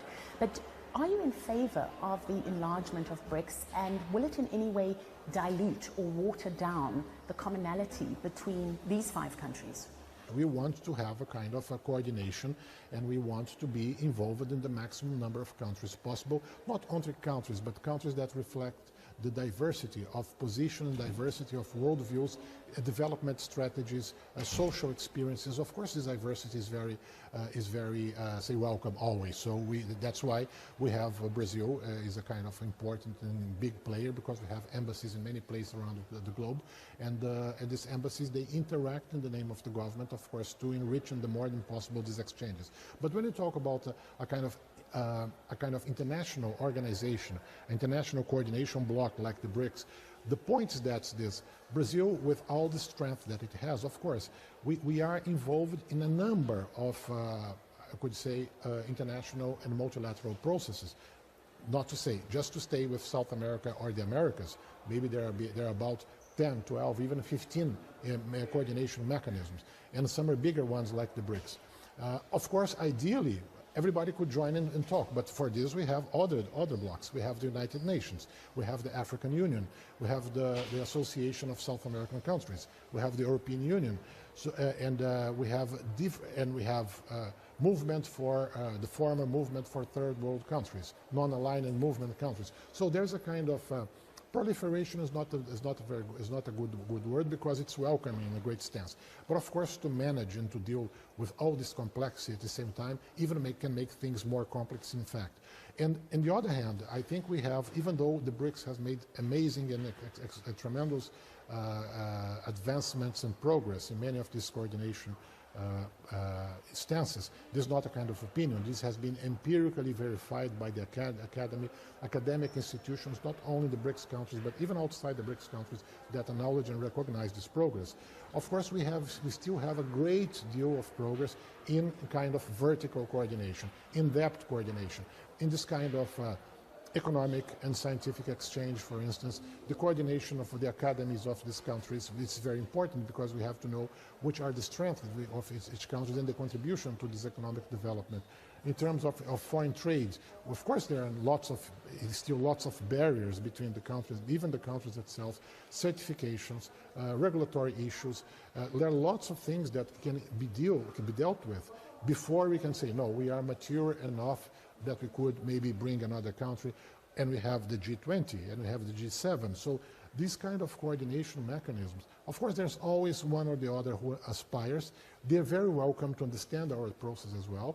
But of course we don't want to replicate other initiatives or other coordination mechanisms that's still in line. South Africa represents Africa at the BRICS table. Can the same be said of Brazil? Are you representing South America at the BRICS table? What I think about the BRICS, as far as I know and I'm concerned, that the BRICS countries, they represent themselves for their relative weight. In terms, of course, these are shifting things. South Africa is in the BRICS countries, and it's our latest member of the BRICS. Not because it's specifically an African country. Of course, it's very welcome. It's a good circumstance and a convenient circumstance that it can dialogue with other countries as well, of African countries, and bring their interests, aspirations, and challenges to the table in a certain aspect. But of course, we want to delve and to tap into South African experience, exactly in the multilateral experience, the projection of South Africa. South Africa, of course, is an African country, but the stage of its diplomacy and the prestige of its, when we simply understand and try to tap into the experience of South Africa in fighting against repression and the fight against racism, the protagonism and the leadership of Nelson Mandela, for instance. Why is Brazil part of BRICS from the South American context in the way that you're explaining that South Africa is there? Brazil now has more than half of South America GDP. This is an important thing. We are a country which have a kind of huge diversified industry. We have in Brazil right now, I mentioned about the Japanese, huge Japanese colonization, but we have the Italians, we have the Germans, we have the Polish, we have the Ukrainians, we have the Armenians, we have the Arab people, we have the Lebanese, we have the Syrians, we have the Iraqi. So every one of these nationalities, and certainly I'm not talking about many others, they are very strong. They help, they are strong represented inside Brazil, and each of those, they have a kind of particular contribution to the formation of our national identity. So we are a diverse country, we are a transcultural, not only a multicultural country, we are transcultural. More than intercultural or multi, we are a transcultural country. We embrace and deal with this diversity all the time. We have an international projection, of course, not only because of economy, but also because of the authority of our diplomacy as well. Brazil has fought, for instance, in the 70s, we had a pivotal and critical role in the agenda for decolonization, for disarmament, for development. We had later on a very big, a huge agenda as well in environmental affairs. We are involved in this all the time, human rights. So all the important conferences of the United Nations, we were called to have a kind of certain projection, a certain role. Again, it's not because we are representing our neighbors, which I know very well, and I lived in many other countries. It's not a matter of this. We have interactions, and we have interdependence with our neighbors in a different level in which Brazil projects itself to the international arena. We've been present in the mediation of conflicts or in several circumstances which have been called into because of the credentials that we have historically. We don't have, of course, not all of them are nice historical credentials. We have, for instance, the shame of slavery in our 19th century, for instance, but which made us later on had a kind of a critical and crucial connection with Africa, which is part of our identity as well. So we are diverse in a way that other countries, they are not. So we have, due to historical reasons, and we can call it history, we can call it chance, we can call it different circumstances, a bit of merit, whatever you put in the soup, in this smorgasbord, but at the end, these are what makes country representative in the world scene. Mr. Ambassador, thank you so much. It's been a pleasure talking to you. Paula, my great pleasure.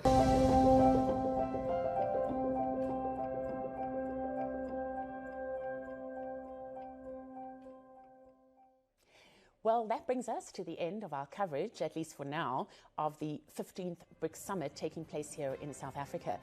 On the agenda today are discussions around the use of local currencies and going forward BRICS membership expansion. Our teams at the summit and around the globe will keep monitoring the situation as things develop. Of course, for breaking news, you can always visit our website and social media handles that you see on the screen in front of you. We'd love to hear from you. I'll be back, same time, same place on Thursday to cover the third and final day of the summit. For myself, Paula Sleer, and the BGTN team, stay safe, stay informed, and goodbye.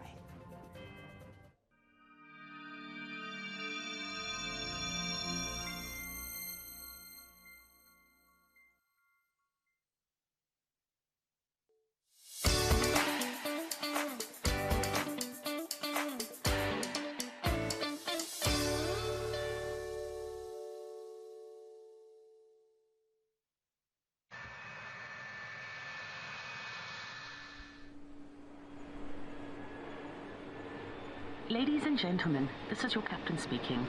Fasten your seatbelts. We're about to land. Get ready for the destination of your life. BGTN, connecting our futures.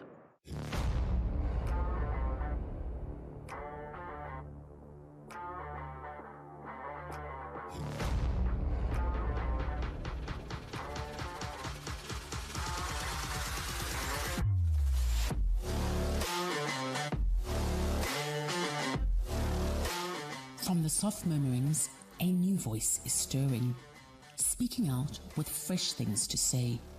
A voice not held back by the past. A voice connecting our futures. Quiet, now listen. It's time to be heard.